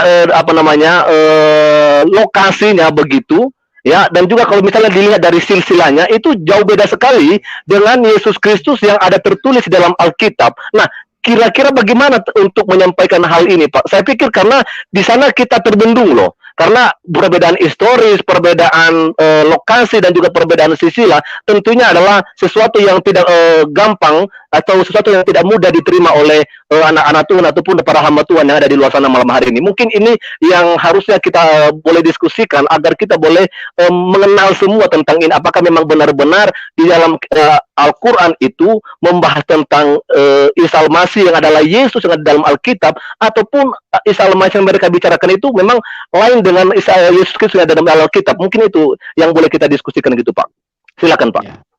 Ya, terima kasih buat pertanyaannya, Pak. Ya, jadi memang ini kebenaran. Ini kembali lagi kehadiran eksistensi keberadaan kekristenan ini jauh sebelum Islam ada. Itu yang kita harus garis bawahi, bahwa kekristenan ini sudah ada jauh sebelum Islam ada. Islam ada itu abad ke-6. Kata Isa Al-Masih ini sudah digunakan jauh sebelum itu. Nah, kehadiran Islam hari ini menggunakan Isa Al-Masih, kita harus memberikan apresiasi kepada apa yang disampaikan, terlepas dari historisnya itu berbeda, terlepas dari sejarahnya berbeda, dari silsilahnya berbeda, dari proses kelahiran kalau kita berbicara tentang Isa Al-Masih berbeda. Bagi saya itu interpretasi dari teman-teman. Nah, interpretasi dari teman-teman ini endingnya. Nah, banyak orang hari ini kan coba untuk memperdebatkan sesuatu yang sifatnya sebenarnya bukan esensi. Jadi saya ambil salah satu contoh kayak macam singkat sederhana, Assalamualaikum. Assalamualaikum ini kan milik, ini bahasa Arab.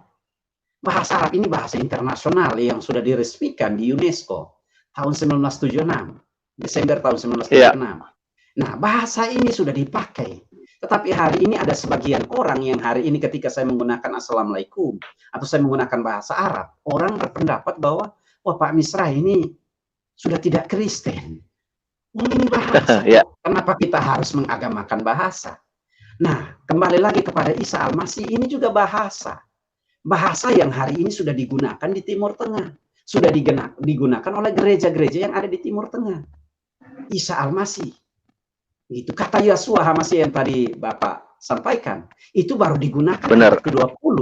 Itu baru digunakan abad ke-20. Di dalam sejarah. Itu. Hanya supaya ini. Nah, kalau kita feedback kembali lagi ke Alkitab kita yang lama, tahun 1975, itu Klinkrer, itu di sana semua menggunakan Isa Al-Masih. Terjemahan Alkitab, Lembaga Alkitab Indonesia. Nah, hanya karena bergesernya waktu, kita akhirnya mencoba untuk merubah. Saya punya Alkitabnya. Itu semua Isa Al-Masih. Nah, hari ini kita melihat bahwa ada begitu banyak orang di luar sana yang mencoba untuk formulasikan kembali apa yang tertulis di Al-Quran dengan apa yang tertulis di Alkitab. Itu dua hal yang berbeda. Itu kita harus mengakui, memang historisnya berbeda kok.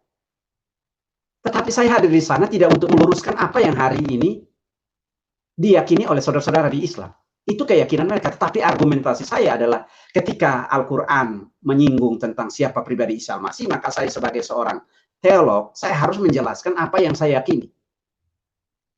Ini loh keyakinan saya, kelahirannya seperti ini.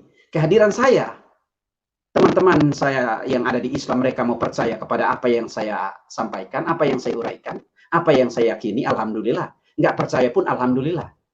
Karena endingnya adalah bahwa semua orang, baik itu Islam, baik itu Kristen, hari ini kita menantikan Isa Al-Masih yang akan datang untuk menghakimi dunia, seisi dunia. Itu. Nah, saya tidak hanya sekedar berkutat-katit di masalah lahirnya dia di mana, di bawah pohon kurma dan lain sebagainya. Saya nggak melihat itu, tetapi saya melihat esensial. Kenapa Isa Al-Masih ini hadir di tengah-tengah dunia ini? Nah, banyak orang hari ini kan menghabiskan waktu, tenaga, pikiran dan lain sebagainya, tidak melihat kepada esensi kehadiran Isa Al-Masih ini untuk apa.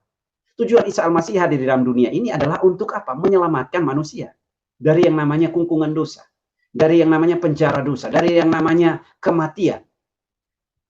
Jadi sepintarnya, sehebat-hebatnya kita mau meramu baik dari Al-Quran, dari Alkitab, dia bukan Isa Al-Masih, bukan ini dan lain sebagainya. Kembali lagi, bukan itu esensinya.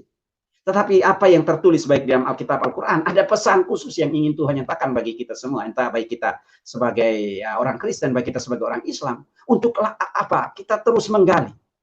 Kenapa dia akhirnya harus dibicarakan? Baik dari Al-Quran maupun dari Alkitab.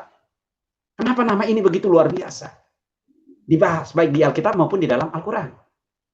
Artinya bahwa kedua keyakinan ini meyakini. Terlepas dari saudara-saudara saya di Islam meyakini dia sebagai nabi dan rasul.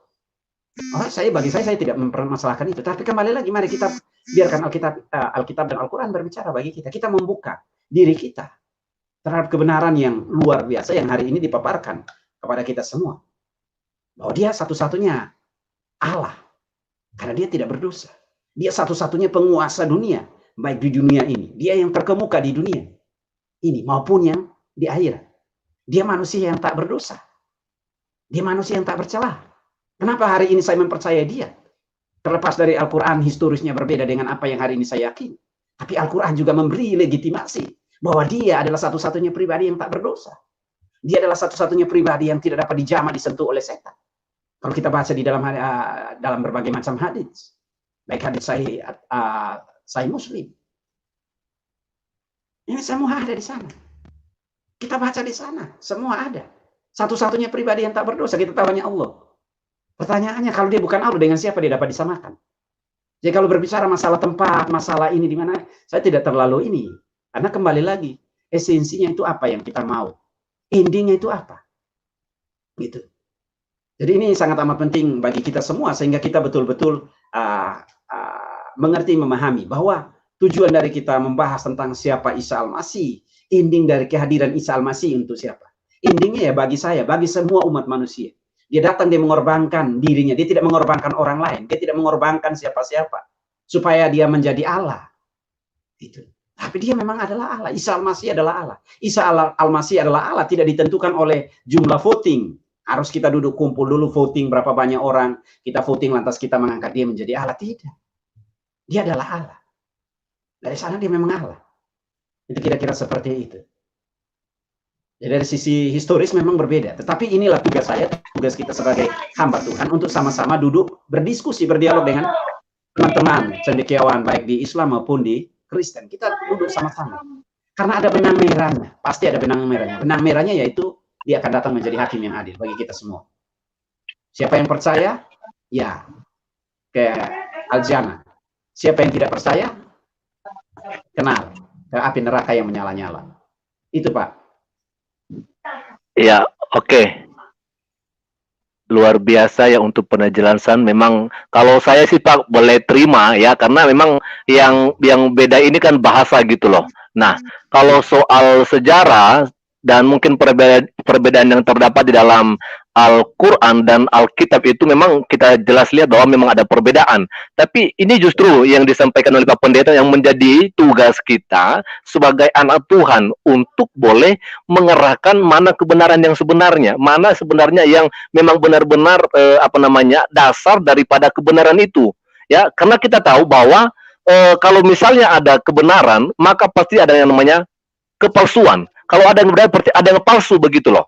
Nah, itu sebabnya di dua sisi yang berbeda ini, maka sebagai anak Tuhan dan sebagai hamba Tuhan, tentunya ini adalah pekerjaan kita. Jangan justru kita saling menghakimi. Kalau misalnya ada yang bilang bahwa Yesus itu adalah Isa sama, maka itu berarti ajaran yang sesat begitu loh. Karena ada yang mengklaim begitu. Jadi asal beda saja dari bahasanya, berarti itu bukan kebenaran. Nah, saya mau tantang kita nih. Kalau misalnya saya orang Nias loh, saya orang Nias, dan Yesus itu di dalam bahasa Nias bukan Yesus, tapi Yesu. Nah, kira-kira Bapak Ibu Saudara-saudari boleh mengatakan ke saya, berarti itu bukan Yesus Kristus yang dalam Alkitab, hanya karena perbedaan bahasa. Kalau kita melihat di dalam bahasa di dalam bahasa Korea juga begitu, Yesu. Saya mau tanya, apakah memang itu beda dengan Yesus yang dalam bahasa Indonesia? Tentunya saya pikir ini sesuatu kekeliruan kalau misalnya kita mengatakan itu beda. Karena yang bedanya adalah hanya bahasa saja. Itu yang pertama yang harus kita ketahui, seperti apa yang disampaikan oleh Bapak Pendeta Misraitun Liu malam hari ini. Nah, sedangkan perbedaan-perbedaan yang tadi saya coba sampaikan ke Pak Misraitun Liu, baik itu sejarah di dalam Alkitab dan Al-Quran yang memang mempunyai banyak perbedaan, maka justru itu sebagai tugas kita. Siapakah sebenarnya Isa Al-Masih itu? Kenapa? Karena Isa Al-Masih yang yang tertulis dalam Al-Quran itu, mereka hanya menganggapnya atau menerima dia sebagai nabi dan bukan Tuhan. Sedangkan Yesus yang di dalam Alkitab kita itu, kita percaya bahwa Yesus itu adalah Tuhan. Nah, justru ini yang menjadi tugas kita, bahwa untuk membenarkan hal ini tentunya kita harus menggunakan metode-metode agar kita jangan terbentur. Karena kenapa? Karena komunikasi itu perlu. Ya, di dalam pemberitaan Injil itu komunikasi itu adalah hal yang utama. Ya, kalau kita saja tidak ada, mungkin begitu menurut saya Pak Pendeta ya. Kalau kita saja tidak ada ruang untuk boleh berdiskusi dengan mereka, bagaimana kita untuk menyampaikan kebenaran ke mereka? Bagaimana kira-kira Pak Pendeta nih? Ya, saya bacakan dulu satu ayat Pak. Jadi ini boleh silakan. Pak, apa yang disampaikan itu betul. Jadi saya kalau orangnya masih lumayan dekat Yesus ya. Kalau orang timur, iya, orang timur jauh sekali. Wisneno. Iya. Wisneno. Wisneno. Oh, tidak ada nama Yesus. Bahasa Portugal kali itu, Pak. Iya, betul. Masanya gara-gara Wisneno. Tidak ada Yesus. Lantas saya diklaim, wah, saya bukan pengikut Yesus. Ini kan ngaco. Orang Ambon lagi lebih parah lagi, tete manis. Masanya gara-gara bahasa.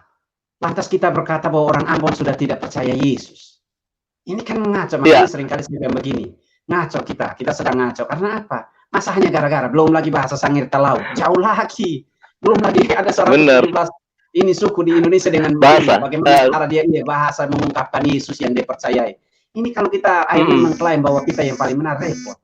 Nah, ini seringkali terjadi di dalam pelayanan ini, karena ya banyak kita orang Kristen sendiri yang sebenarnya menutup diri, padahal Tuhan sudah memberikan sarana, ini loh sarana. Itu sebabnya ya seringkali saya bilang begini, saya harus minta maaf, seringkali saya bilang begini, Bapak Pendeta, kalau kepada teman-teman saya bilang ini, Bapak Pendeta belum lulus Alkitab, ini harus baca lagi, karena Yesus yang saya sembah tidak bisa dibatasi oleh ruang dan waktu. Jadi saya bacakan di dalam Wahyu pasal yang ke-9 ya, supaya biar kita sama-sama lihat itu ya. Wahyu pasal yang ke-9 saya mau bacakan buat kita supaya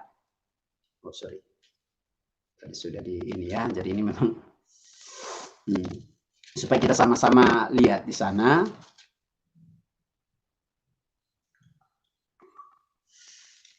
Supaya biar kita sama-sama mengerti, sehingga kita nanti tidak menyesatkan orang di luar sana ya. Dapat ini supaya biar kita melihat dan kita bisa berbagi kepada sesama, karena kasihan nanti akhirnya kita menyesatkan banyak orang. Saya tadi sudah buka. Ya. Wahyu.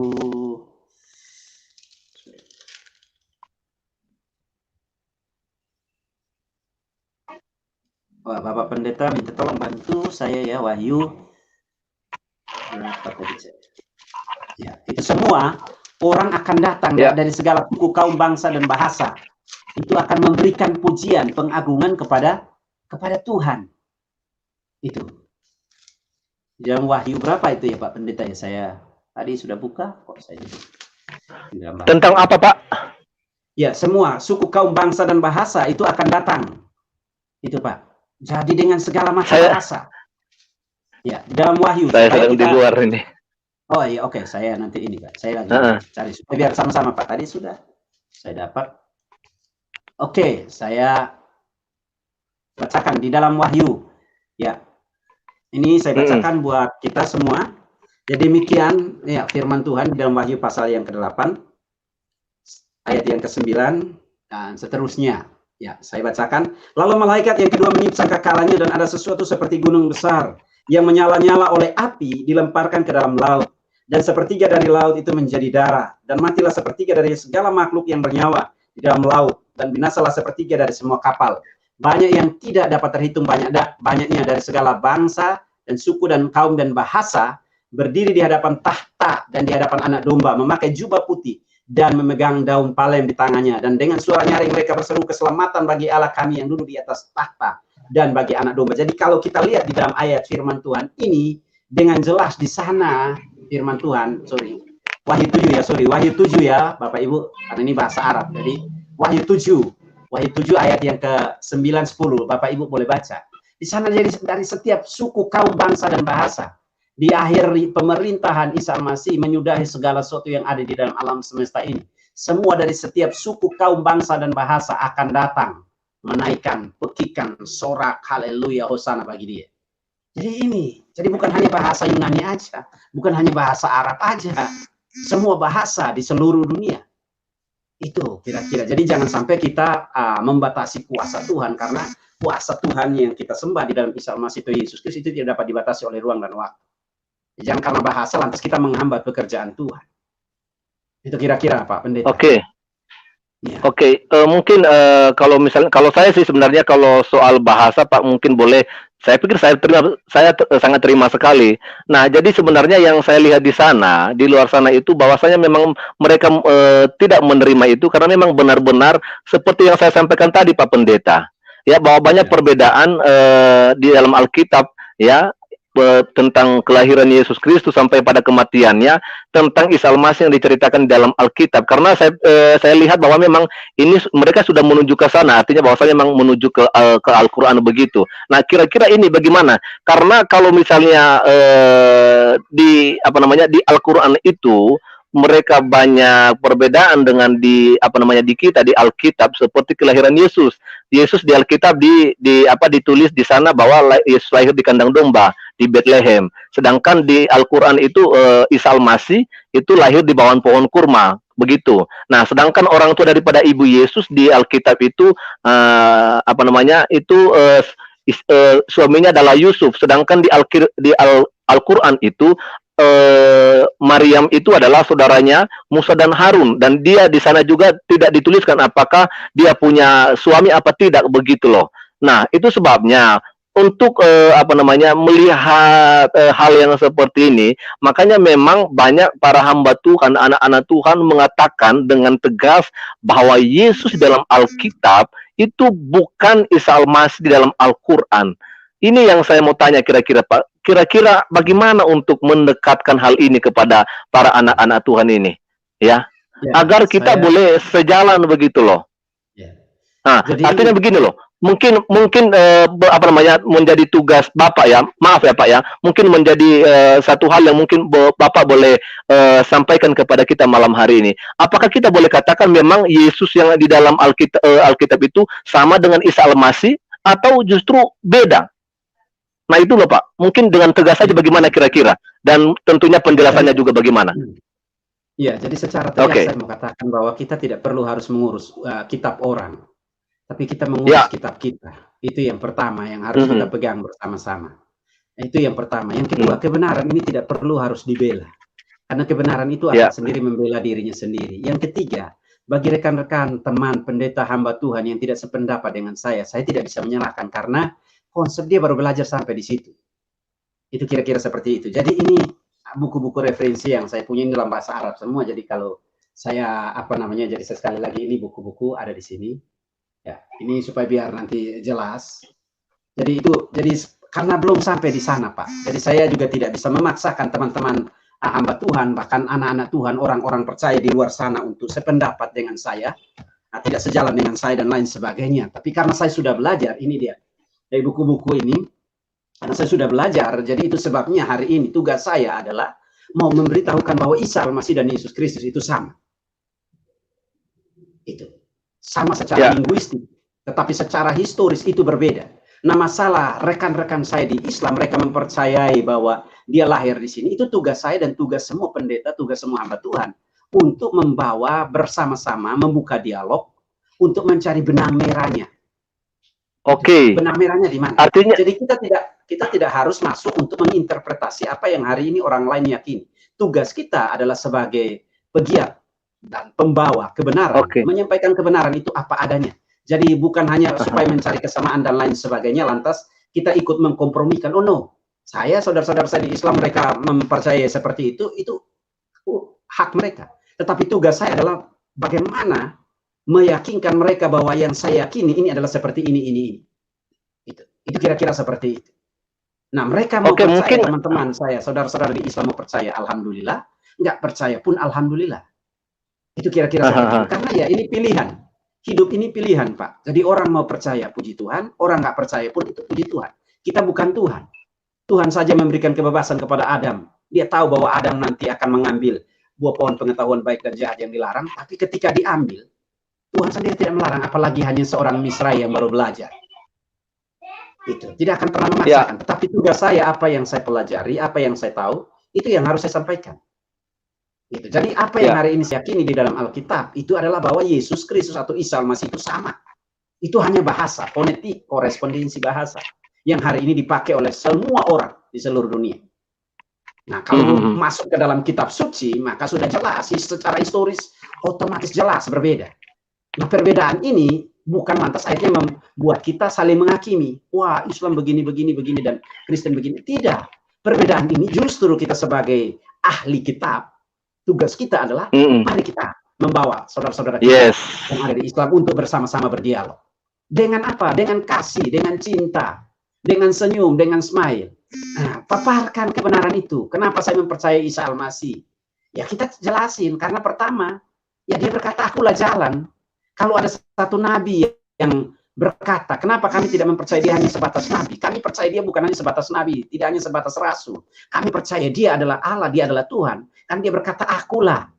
Kalau ada satu nabi, siapapun dia, entah Nabi Adam, Nabi Ibrahim, Nabi Daud, atau Nabi Yusuf alaihissalam, atau Nabi Yahya alaihissalam, atau Zakaria alaihissalam, yang mengklaim akulah jalan, kebenaran, dan hidup. Detik ini saya pengaruhi orang-orang Kristen dari Sabang sampai Merauke untuk berganti keyakinan. Tapi saya nggak ada.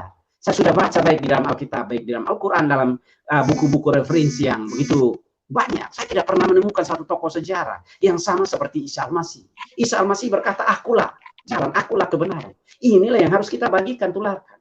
Isa Al-Masih juga bukan hanya berkata begitu. Dia berkata dia tidak mengklaim diri. Dia mengklaim, dia tidak menggunakan atribut-atribut orang untuk mengklaim diri. Dia langsung tunjuk dirinya. Ana huwa khubz al-haya, akulah roti kehidupan. Akulah roti kehidupan. Ana huwa nurul alam, akulah terang dunia. Dia tidak ini, akulah terang dunia. Man alladhi ya'kul mini saufa yahya. Barang siapa yang makan dari roti ini, maka dia akan memiliki kehidupan. Isa Al-Masih, kenapa saya harus mempercayai Isa Al-Masih? Dia lahir hubla min Ruhul Kudus, lahir dari Rohul Kudus. Kalau ada satu nabi yang terlahir dari Roh Kudus, saya akan pengaruhi orang Kristen juga dari ujung Sabang sampai Merauke untuk berganti keyakinan bersama-sama.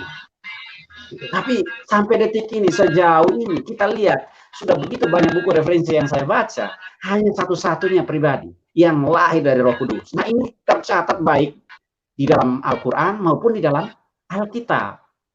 Nah, apa yang hari ini kita permasalahkan? Apa yang hari ini kita mau perdebatkan? Kebenaran bukan untuk diperdebatkan. Kebenaran itu untuk dibagikan, diproklamirkan, diceritakan. Orang percaya, alhamdulillah. Orang nggak percaya pun alhamdulillah. Karena tugas kita ini hanya menyampaikan kebenaran, menyuarakan kebenaran, bukan kepalsuan. Nah, terlepas dari yang ada saling menghakimi dan lain sebagainya, oh ini palsu, oh ini nggak palsu. Memang kita sehat. Itu loh. Tugas kita berpegang kepada kebenaran yang tertulis dalam Alkitab. Mari kita bagikan. Itu dia. Isa Al-Masih sendiri kan berkata, ya akulah. Akulah air kehidupan, ana huwa ma'al haya. Nah, kenapa saya hari ini mempercayai Isa Al-Masih sebagai Tuhan dan Juru Selamat pribadi? Saya percaya dia sebagai Allah. Karena apa? Dia sendiri dari dirinya keluar. Ana jitu wa kharajtu min fauq wa antum min al-asfal. Ana lastu min al-asfal. Isa Al-Masih sendiri berkata, aku keluar dan datang dari atas. Aku bukan dari dunia ini. Aku bukan dari bawah. Aku datang dari atas. Ada nggak satu nabi yang mengklaim sama seperti Isa Al-Masih? Nggak ada. Inilah alasan kenapa kita semua orang harus mempercayai Isa Al-Masih. Bukan hanya mempercayainya, tetapi membuka diri menerimanya, menjadikannya sebagai Tuhan dan Juru Selamat pribadi. Kalau mau melihat kehidupan dia keabadian nanti. Kalau tidak, ya jangan bermimpi kita. Kita surga itu hanya mimpi. Gitu. Sekali lagi saya harus tekankan ini, tegaskan ini. Jadi saya kembali lagi tidak mau berdebat, kebenaran tidak mau diperdebatkan. Jadi melalui live streaming ini saya mau sampaikan kepada kita. Tertulis di dalam Al-Quran, tertulis di dalam Alkitab, Isa Al-Masih terjadi karena kalimatullah, Isa Al-Masih terjadi karena Rohul Kudus. Itu semua. Gitu. Mau sejarah yang berbeda, apanya berbeda atau ini saya tidak sampai di situ. Esensinya itu. Kenapa dia hadir di Pak. dunia? Gini Pak, mungkin boleh saya bilang begini. Kalau misalnya Yesus Kristus dalam Alkitab itu ya sejarahnya beda dengan Isa Al-Masih di dalam Al-Quran, maka bisa nggak kita komplain bahwasanya maksud saya bisa nggak kita klaim bahwasanya seharusnya mereka harus belajar dari Alkitab begitu loh, atau bagaimana? Ini Pak, jadi tugas kita ini karena dalam Islam juga harus percaya. Iya benar. Islam kan percaya. Saya ngerti Pak. Saya ngerti tentang hal itu. Rukun iman Islam. Artinya justru artinya justru kita mengalihkan mereka bahwasanya itu benar bahwa ada Isa Al-Masih, tapi ada hal-hal yang mungkin perlu dikoreksi, mungkin seperti bahasa pendekatan begitu Pak. Itu benar Isa Al-Masih ada, tapi siapa dia itu yang harus kita benarkan ke mereka, mungkin begitu Pak, kira-kira. Betul, jadi kita yang harus membukakan fakta dan data. Iya, mungkin boleh saya kasih umpama begini Pak. Presiden kita kan Jokowi Pak, Joko Widodo. Nah, kita orang Jakarta mengenal Pak Joko Widodo, bahkan orang Solo, orang Jawa Tengah mengenal bahwa Pak Joko Widodo itu lahir di rumahnya di Solo begitu loh. Tapi orang Nias hanya mengetahui bahwa Jokowi itu lahir di samping BRI. Karena kenapa? Karena kebetulan rumah Jokowi itu di samping BRI. Tapi tetap saja Jokowi tetap lahir di rumah. Karena memang Jokowi memang benar lahir di rumahnya. Tapi kami yang dari Nias mengetahui bahwa Jokowi itu lahir di samping BRI. Dan kebetulan di samping BRI itu ada rumah Pak Jokowi. Mungkin begitu Pak kira-kira. Tentang lahirnya anak Yesus Kristus di kandang domba dengan di Al-Quran Isa Al-Masih di pohon korma begitu mungkin. Atau gimana kira-kira Pak? Ya, karena ini yang perlu digali sebenarnya Pak. Ya, jadi saya harus kasih tahu begini supaya biar kita semua tidak ini. Kebetulan saya juga akan ngajar bidat-bidat dari masa ke masa, dari abad kedua sampai dengan hari ini. Jadi apa yang hari ini representasi yang hari ini kita lihat yang tertulis baik di dalam Al-Quran, itu semua itu ada di dalam cerita bidat-bidat. Nah, bidat-bidat ini apa? Bidat-bidat ini adalah ajaran-ajaran yang ditentang oleh gereja Tuhan. Karena gereja Tuhan sendiri, ini bidat-bidat ini ada di sana Gnostik, ada Arianisme, ada Nestorianisme, ada Marianisme, dan lain sebagainya yang hari ini itu menolak sisi keilahian dari Isa Al-Masih atau Yesus Kristus. Nah, hari ini juga sama. Itu. Jadi kalau kita lihat ini semua sudah ada. Ada juga ada Injil Thomas. Jadi kita lihat bagaimana dia lahir di bawah pohon kurma. Ada Injil yang lain yang ditulis, kitab-kitab apokrifa. Di sana semua ada. Cuman kasihan kalau saya sampaikan di sini kan Bapak Ibu pemirsa yang ada di sana, ya ini gambaran luar. Jadi memang harus banyak belajar. Gitu. Jadi harus banyak belajar. Jadi kita harus banyak belajar karena bidat-bidat ini saya uraikan, saya ngajar 1 semester itu juga kurang. Gitu. Karena ada begitu banyak pemaparan-pemaparan. Jadi ketika kita lihat bagaimana apa yang hari ini tertulis, itu semua hari ini menolak sisi keilahian. Jadi kembali lagi Al-Quran hari ini menolak sisi keilahian. Tapi tugas saya, tugas kita semua hadir di sana sebagai seorang yang bukan untuk menjudgment, menghakimi, tetapi bagaimana kehadiran kita berdiskusi, membuka dialog dari data dan fakta yang tertulis baik di dalam Al-Quran dan Alkitab, dan kita dialogkan ini supaya apa? Membawa orang bukan untuk memenangkan perdebatan, tetapi untuk membawa orang untuk berjumpa secara pribadi dengan Isa Al-Masih atau Yesus Kristus. Itu jauh lebih penting. Agama apapun mengajarkan yang baik, tetapi tidak semua agama apapun tidak bisa membawa orang untuk masuk surga. Mau Kristen, mau Hindu, mau Buddha, mau Konghucu, mau Katolik, mau apapun, itu tidak bisa membawa orang untuk masuk surga. Semua ajaran agama mengajarkan yang baik. Tetapi untuk masuk surga, kembali lagi ini keyakinan yang tercatat di dalam Alkitab yang saya yakini adalah bawahannya di dalam Yesus Kristus atau Isa Al-Masih. Nah, orang mau percaya dengan saya, alhamdulillah. Tidak percaya pun alhamdulillah. Karena kembali lagi, ini kita akan mempertanggungjawabkan ini semua di hadapan hadirat Isa Al-Masih. Ya. Itu kira-kira. Oke. Boleh nggak saya bilang begini, Pak? Bahwasanya, kalaupun mungkin ada perbedaan, ya, karena memang kita melihat sejarah dan geografi begitu, maka mungkin ini hanya menurut saya gitu ya, Pak ya. Saya berkata begini, kira-kira bisa nggak saya boleh bilang begini? Kalau memang ada perbedaan seperti itu yang sudah kita lihat sampai sekarang itu, maka saya bilang begini, kita jangan terpengaruh dengan pemahaman mereka, tetapi justru kita mempengaruhi mereka dengan pemahaman kita. Gimana kira-kira, Pak? Ya, jadi sebenarnya begini, ini kan Allah ini luar biasa. Allah ini luar biasa. Dia mengasihi bukan hanya orang Kristen, dia juga mengasihi orang Islam. Dia mengasihi semua orang.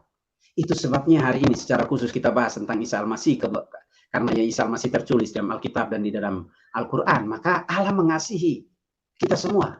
Nah, seharusnya ini bukan menjadi bahan perdebatan, tetapi seharusnya ini menjadi bahan bagi yang tertulis dalam Al-Quran maupun di dalam Alkitab.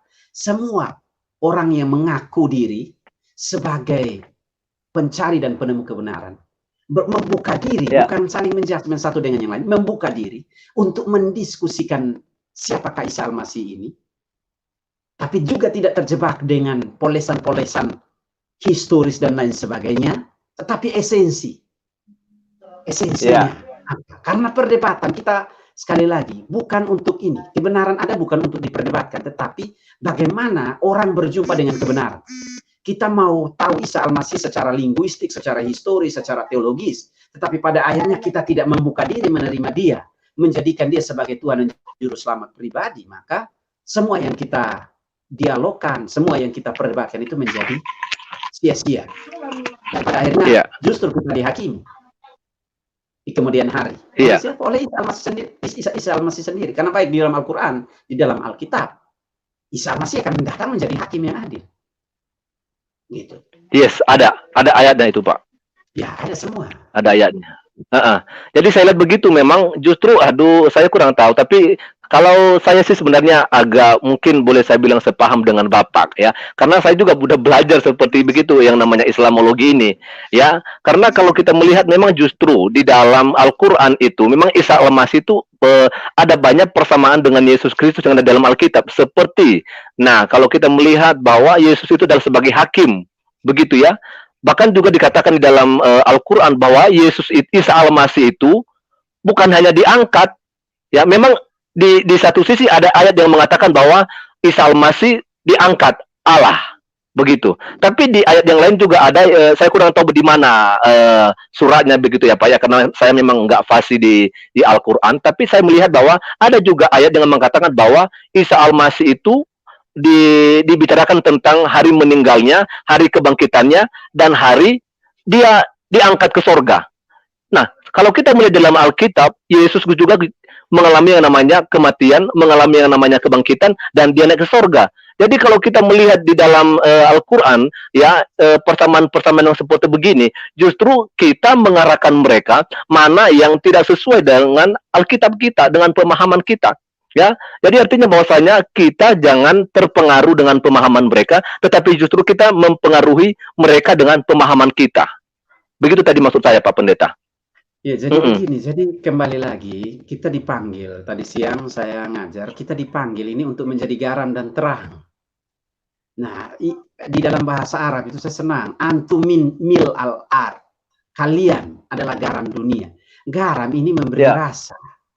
Jadi orang Kristen, orang percaya dipanggil untuk memberi rasa. Sudahkah orang Kristen memberi rasa? Itu. Nah, garam ini dipanggil untuk apa? Kalian adalah garam dunia. Bukan garam dapur. Banyak orang Kristen hari ini dipanggil menjadi garam dapur. Ini masalahnya. Antum mil al-ard. Kalian adalah garam dunia. Fungsi garam adalah apa? Mengawetkan. Mengawetkan yang busuk. Nah, kehadiran saya, kehadiran kita, jadi kalau sampai ada orang Kristen bilang terpengaruh ini, itu artinya dia belum mengerti Alkitab juga. Itu yang tadi Bapak bilang ada orang Kristen terpengaruh, ini artinya dia belum lulus Alkitab. Kok bisa terpengaruh? Kalau orang yang sudah mengerti khatam Alkitab, mengerti Alkitab dari Kejadian sampai Wahyu, dia yang harusnya mempengaruhi, bukan terpengaruh. Itu kira-kira seperti itu. Nah, ini banyak hari ini rekan-rekan di luar sana, hamba Tuhan yang berkata bahwa dipengaruhi, kok dipengaruhi piye toh? Kebenaran ini kita hadir adalah bagaimana kita mempengaruhi dunia. Garam mengawetkan. Garam juga adalah obat. Oke, Pak, garam terang. Saya potong sebentar, Pak. Ya, siap. Saya potong sebentar karena ada di sini ada komentar yang bilang begini, apakah Bukit Zaitun Ministries terlalu yakin dengan paham itu? Maka saat ini saya akan klarifikasi dan saya akan mau nyatakan ya apa yang ada di hati saya saat ini. Ya, saya percaya dengan Yesus Kristus adalah Isa Al-Masih. Ya, sama dengan Isa Al-Masih. Tapi saya tidak percaya dengan pemahaman Isa Al-Masih di dalam Al-Quran. Itu yang saya tidak percaya. Itu yang saya tidak yakin. Ya, saya percaya bahwa Yesus itu adalah sama dengan Isa Al-Masih. Tapi sekali lagi, saya tidak percaya pemahaman yang ada di dalam Al-Quran tentang Isa Al-Masih. Nah, justru itu, sekarang kita sebagai anak Tuhan, kita sebagai hamba Tuhan, kita harus menggunakan justru ini menjadi jembatan kita untuk boleh masuk ke mereka. Ya, agar pemahaman kita yang benar itu, yang didasarkan dari Alkitab itu, kita harus mengarahkan mereka. Kita harus membuat mereka tahu sebenarnya siapakah Isa Al-Masih itu. Kita harus paham ya bahwa Isa Al-Masih yang dikatakan di dalam Al-Quran, mereka hanya mengenal dia sebagai nabi. Mereka hanya mengenal dia sebagai rasul. Kan begitu. Itu pemahaman mereka yang mereka yakini sekarang, tapi mereka tidak meyakini dia sebagai Tuhan dan Juru Selamat. Nah, sekarang tugas kita sebagai anak Tuhan itu, kita harus menyampaikan kabar Injil ini. Bukankah kita harus tahu Matius 28 ayat 19-20, ya, kita disuruh, diperintahkan oleh Yesus untuk keluar kemana? Apakah hanya di kampung kita? Apakah hanya di kabupaten, di provinsi, di negara kita? Dikatakan oleh firman Tuhan sampai ke ujung bumi, ya. Kita diperintahkan untuk menyampaikan kabar Injil ini, ya, agar semua bangsa menjadi murid. Apakah ini hanya dikatakan hanya untuk bangsa Israel? Saudara, kalau hanya untuk bangsa Israel, kita nggak masuk di dalam. Berarti kita nggak masuk di dalam hitungan kalau begitu. Karena Yesus itu datang di Israel, di Yahudi. Berarti kita nggak masuk dong dalam perhitungan kalau begitu. Nah, sekarang Tuhan Yesus Kristus itu menyuruh kita untuk keluar ke bangsa-bangsa, termasuk ke Indonesia, dan termasuk ke bangsa-bangsa yang lain. Jadi tugas kita untuk itu, ya, membaptis mereka di dalam nama Allah, Anak, dan Roh Kudus. Dan dikatakan dalam ayat yang terakhir itu, dan ketahuilah bahwa Tuhan akan menyertai kita sampai akhir zaman. Itu janji Tuhan. Kisah Para Rasul pasal 1 ada 8. Kita, ya, dikatakan oleh firman Tuhan, tetapi kamu akan menerima kuasa jika Roh Kudus turun ke atas kamu, dan kamu akan menjadi saksiku di Yerusalem. Ya, di mana itu Yerusalem? Di rumah kita, di keluarga kita. Ya. Di Yudea. Ya. Di sekeliling kita, di bangsa kita. Ya, di sekitar kita. Kita harus masuk, ya, kita harus menjadi saksi di sana. Di mana lagi? Di Samaria. Siapakah itu Samaria? Orang-orang yang dibenci oleh orang Israel. Ya. Jadi orang-orang juga yang memusuhi kita juga kita harus menyampaikan kebenaran ini kepada mereka. Orang-orang yang membenci kita sekalipun, kita juga harus menyampaikan kepada mereka kabar Injil ini. Bahkan dikatakan sampai ke ujung-ujung bumi. Nah, tugas kita jangan hanya berpikir bahwa Yesus itu ya Yesus, bukan bahasa yang lain. Jadi itu sebabnya saya sekarang mau sampaikan dengan tegas. Saya percaya bahwa Yesus itu sama dengan Isa Al-Masih. Saya tidak percaya dengan paham Isa Al-Masih di dalam Al-Quran. Jelas. Demikian, terima kasih. Tuhan Yesus memberkati. Silakan lanjut, Pak Pendeta. Ya, jadi ini saya sering kali bilang begini, banyak rekan-rekan, banyak anak-anak Tuhan, banyak orang percaya hari ini mencoba menjadi Tuhan. Jadi sudah lebih hebat dari Tuhan Yesus. Tuhan Yesus yang adalah Allah saja, dia mengkontekstualisasikan dirinya menjadi manusia.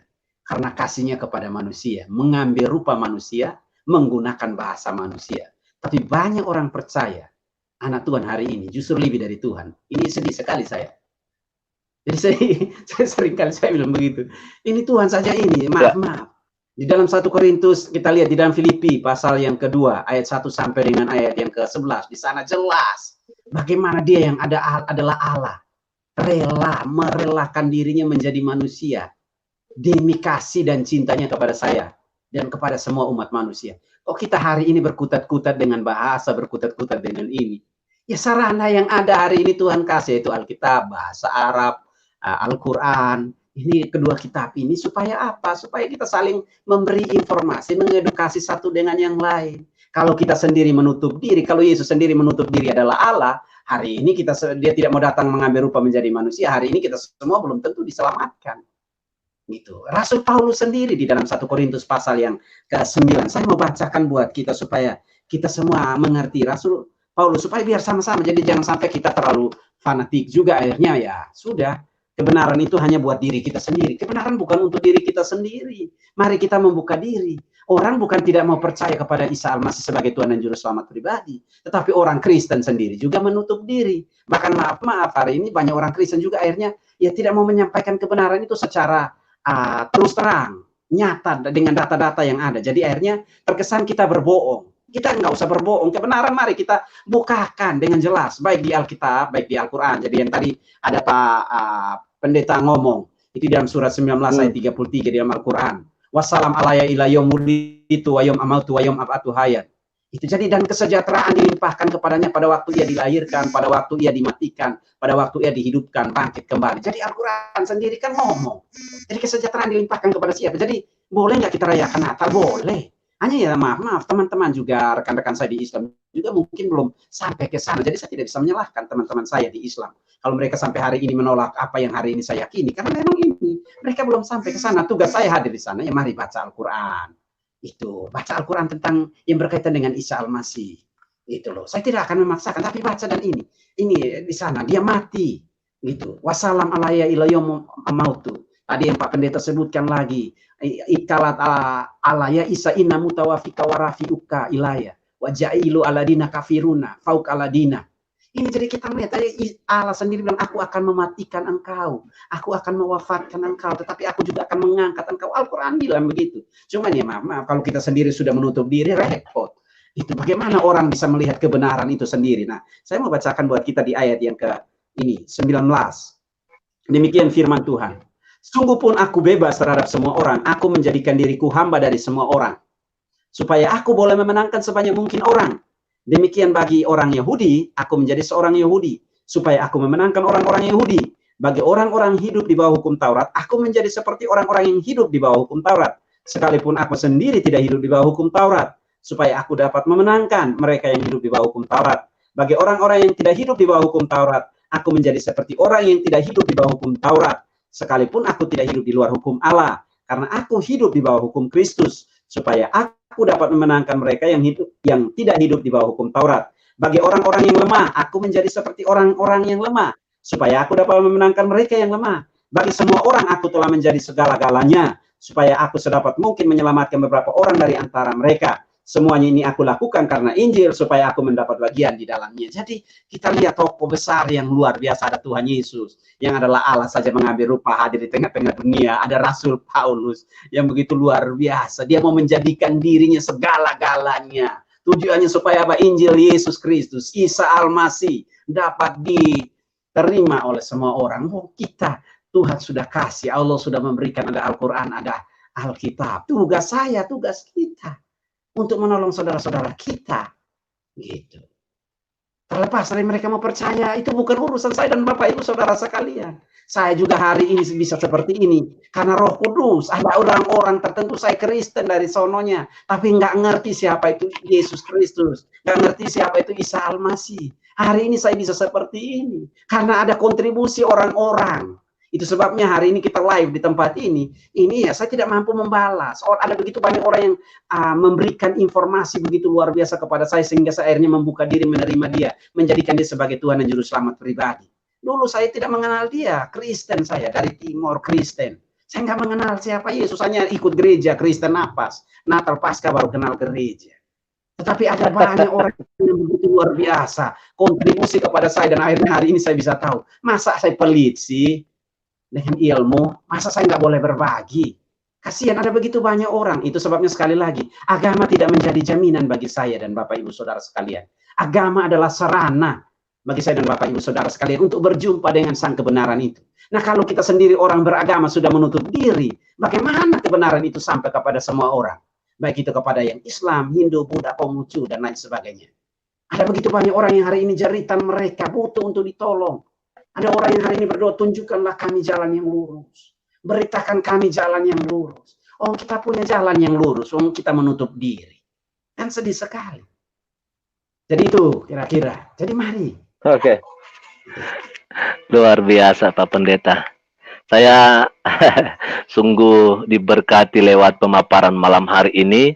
Dan seperti Pak Pendeta katakan bahwa kalaupun mungkin mereka tidak percaya, itu adalah urusan mereka ya. Yang penting kita sebagai anak Tuhan, kita harus boleh menyampaikan kebenaran. Saya sebagai admin Bukit Zaitun Ministries, saya mengatakan bahwa hanya satu Tuhan, yaitu Yesus Kristus. Ya, tidak ada yang dapat bertemu dengan Bapa kalau tidak melalui dengan Yesus. Yesus itu bahasa Indonesia. Bahasa Niasnya adalah Yesu. Bahasa Timurnya apa Pak? Wisneno. Wisneno. Bahasa Arabnya Yesus. Ya, bahasa Arabnya Isa. Ya, bahasa Ibraninya Yesua. Bahasa Yunaninya adalah Iso. Bahasa Inggrisnya adalah Jesus. Itu adalah pribadi yang sama. Kalau ada pemahaman yang salah dengan pemahaman yang ada dalam Alkitab, dengan kitab-kitab yang lain, itulah tugas kita untuk membawa mereka agar mengetahui dan mengerti yang namanya kebenaran. Mungkin itu saja malam hari ini Pak Pendeta. Kalau ada hal yang boleh ditambahkan, maka boleh saya berikan kesempatan. Tapi kalau tidak, mungkin kita akan menutup live ini pada saat ini. Ya, jadi bagaimana kira-kira Pak? Ya, closing statement-nya adalah ini. Kenapa saya harus mempercayai Isa Al-Masih? Pertama, karena dari kelahirannya, proses kelahirannya, sekali lagi, proses kelahirannya, baik itu Al-Quran, baik itu Alkitab, berbeda. Tetapi proses kelahirannya, kedua kitab ini, mencatat bahwa dia terjadi karena Rohul Kudus. Al-Quran pun pakai kata Rohul Kudus. Kenapa saya mempercayai dia sebagai Tuhan dan Juru Selamat pribadi? Karena dia tercipta, dia bukan tercipta. Dia itu adalah Allah yang proses kelahirannya berbeda dari semua manusia yang ada di dalam dunia ini. Dia tidak berdosa. Kita tahu bahwa hanya Allah yang tidak berdosa. Satu-satunya pribadi yang tidak berdosa dari semua banyak nabi, rasul, manusia. Hanya satu. Ya. Itu Isa Al-Masih atau Yesus Kristus. Dia tidak berdosa. Karena itu dia tidak berdosa. Dia adalah Allah. Yang selanjutnya, mengapa kita harus mempercayai Isa Al-Masih? Isa Al-Masih mengklaim dirinya. Dialah jalan, dialah kebenaran, dialah jalan yang lurus, dialah kebenaran, dialah kehidupan. Isa Al-Masih dipercaya karena dia satu-satunya pribadi yang datang dari atas. Najala min as-samai, najala min fauq, laisa min al-ard. Dia turun dari surga, datang mengambil rupa menjadi manusia. Karena kasih dan cintanya bagi semua manusia. Dia datang, dia mengorbankan dirinya. Kalimat syahadat kita, 1 Timotius 2 ayat 5 sampai dengan 6. Asyhadu anna la ilaha illallah wala safiya bainahu wa baina anas ila al-insanu al-masihu Isa ala didaha bin nafsihi liyafdi kula anas. Artinya, aku bersaksi Allah itu Isa, dan Isa pula pengantara antara dirinya dan antara manusia. Di dalam kemanusiaan Isa Al-Masih yang mengorbankan dirinya. Dia tidak mengorbankan orang lain. Mengorbankan dirinya mati untuk menebus dosa manusia. Dosa yang tidak dapat diselesaikan oleh amal, kebaikan, filsafat, pengetahuan, status manusia. Tapi hanya dapat diselesaikan oleh satu-satunya pribadi, yaitu Isa Al-Masih. Dia korbankan dirinya, dia mati, tetapi dia bangkit dari kematian. Ada banyak orang mati, tetapi tidak pernah bangkit dari namanya kematian. Isa Al-Masih dia mati karena dosa saya, pelanggaran saya, pemberontakan saya, kita semua manusia yang ada di jagat raya ini. Tetapi dia bangkit, memberikan kepastian kehidupan yang kekal kepada setiap orang yang berespon menerimanya, membuka dirinya, menerimanya, menjadikan dia sebagai Tuhan dan Juru Selamat pribadi. Maka dia akan diselamatkan. Dosanya akan diampuni. Dia naik ke surga. Dia naik ke surga. Untuk menyediakan tempat bagi saya, bagi semua manusia yang ada di bawah kolong langit ini, yang berespon malam hari ini. Membuka diri, menerima dia, menjadikan dia sebagai Tuhan dan Juru Selamat pribadi. Dia sudah naik ke surga. Dia pergi untuk menyediakan tempat, sehingga tempat di mana dia berada. Yohanes 14 ayat 1 sampai dengan ayat yang ketiga di sana. Dia pergi untuk menyediakan tempat. Dunia di mana saya dan kita semua yang hari ini ada, hidup. Dunia ini hanyalah tempat persinggahan. Kita akan kembali kepada kekekalan. Tetapi pertanyaannya, sudahkah kita menerima dia, Isa Al-Masih sebagai Tuhan dan Juru Selamat pribadi? Kalau kita belum, kita harus membuka diri, menerima dia sebagai Tuhan dan Juru Selamat pribadi. Malam hari ini, kesempatan ini tidak akan terulang. Selanjutnya, kenapa? Dia pergi ke sana. Tetapi dia akan datang untuk menghakimi semua manusia. Semua orang, siapapun dia, apapun statusnya, jabatannya. Semua orang di bawah kolong langit ini sedang menantikan penghakiman yang akan ditegakkan oleh Isa Al-Masih. Dialah hakim yang adil. Mau untuk selamat, mau supaya tidak dihakimi. Mari membuka diri, menerima dia sebagai Tuhan dan Juru Selamat pribadi. Firman Tuhan di dalam Wahyu 3 ayat 20 berkata, lihat aku berdiri depan pintu dan mengetok. Jikalau ada orang yang mendengar suaraku dan membukakan pintu bagiku, aku akan masuk dan tinggal bersama-sama dengan dia, dan dia bersama-sama dengan aku. Jadi kita lihat di sini, sekali lagi, kebenaran. Sekali lagi, dia datang mengetok. Kapan dia mengetok? Ketika kita live streaming dari tadi. Dia mengetok pintu hati semua pemirsa, pencari dan penemu kebenaran di seluruh Indonesia dari Sabang sampai Merauke, bahkan yang saat ini ada di luar negeri. Dia sedang mengetok pintu hati Bapak, Ibu, Saudara sekalian. Maukah membuka diri? Kalau Bapak Ibu membuka diri, persilahkan dia masuk, dia akan masuk. Allah yang saya sembah di dalam Isa Al-Masih, di dalam Yesus Kristus tidak pernah memaksakan orang. Dia bukan Allah yang otoriter. Kebenarannya diberitakan, kebenarannya disingkapkan, kebenarannya dibukakan, kebenarannya diproklamirkan, kebenarannya disaksikan, kebenarannya diceritakan. Tetapi dia tidak pernah memaksakan orang dengan cara yang otoriter. Untuk memaksa orang untuk menerima dia. Kembali lagi respon kita, pilihan. Dia memberikan pilihan kepada saya dan Bapak, Ibu, Saudara sekalian untuk memutuskan. Keputusan kita hari ini menentukan langkah hidup kita. Hari ini di sini dan di kekekalan nanti. Biar kiranya melalui live streaming ini, kita semua digugah untuk terus berkarya bagi kemuliaan dan kebesaran Isa Al-Masih. Isa Al-Masih memberkati kita sekalian. Saya kembalikan. Oke, baik Pak. Terima kasih untuk kesempatan yang telah diberikan malam hari ini di dalam penyampaian materi. Saya ucapkan terima kasih, kiranya Bapak diberkati Tuhan dengan luar biasa, dipenuhi dengan pengurapan dari Roh Kudus, dan juga diberkati istri dan anak-anak, dan juga pelayanan yang ada di daerah Jakarta pada saat malam hari ini, bahkan sampai seterusnya. Dan kepada seluruh penonton yang ada di live streaming channel YouTube Bukit Zaitun Ministries pada saat malam hari ini, saya ucapkan terima kasih untuk kesetiaan boleh mengikuti acara ini dari awal sampai akhir. Kiranya Tuhan Yesus memberkati kita senantiasa, dan sekali lagi biarlah kita tetap boleh mengimani dan percaya bahwa Yesus adalah Tuhan dan Juru Selamat dalam kehidupan kita. Selamat malam, Tuhan Yesus memberkati kita semuanya. Shalom. Shalom. Assalamualaikum. Waalaikumsalam warahmatullahi wabarakatuh.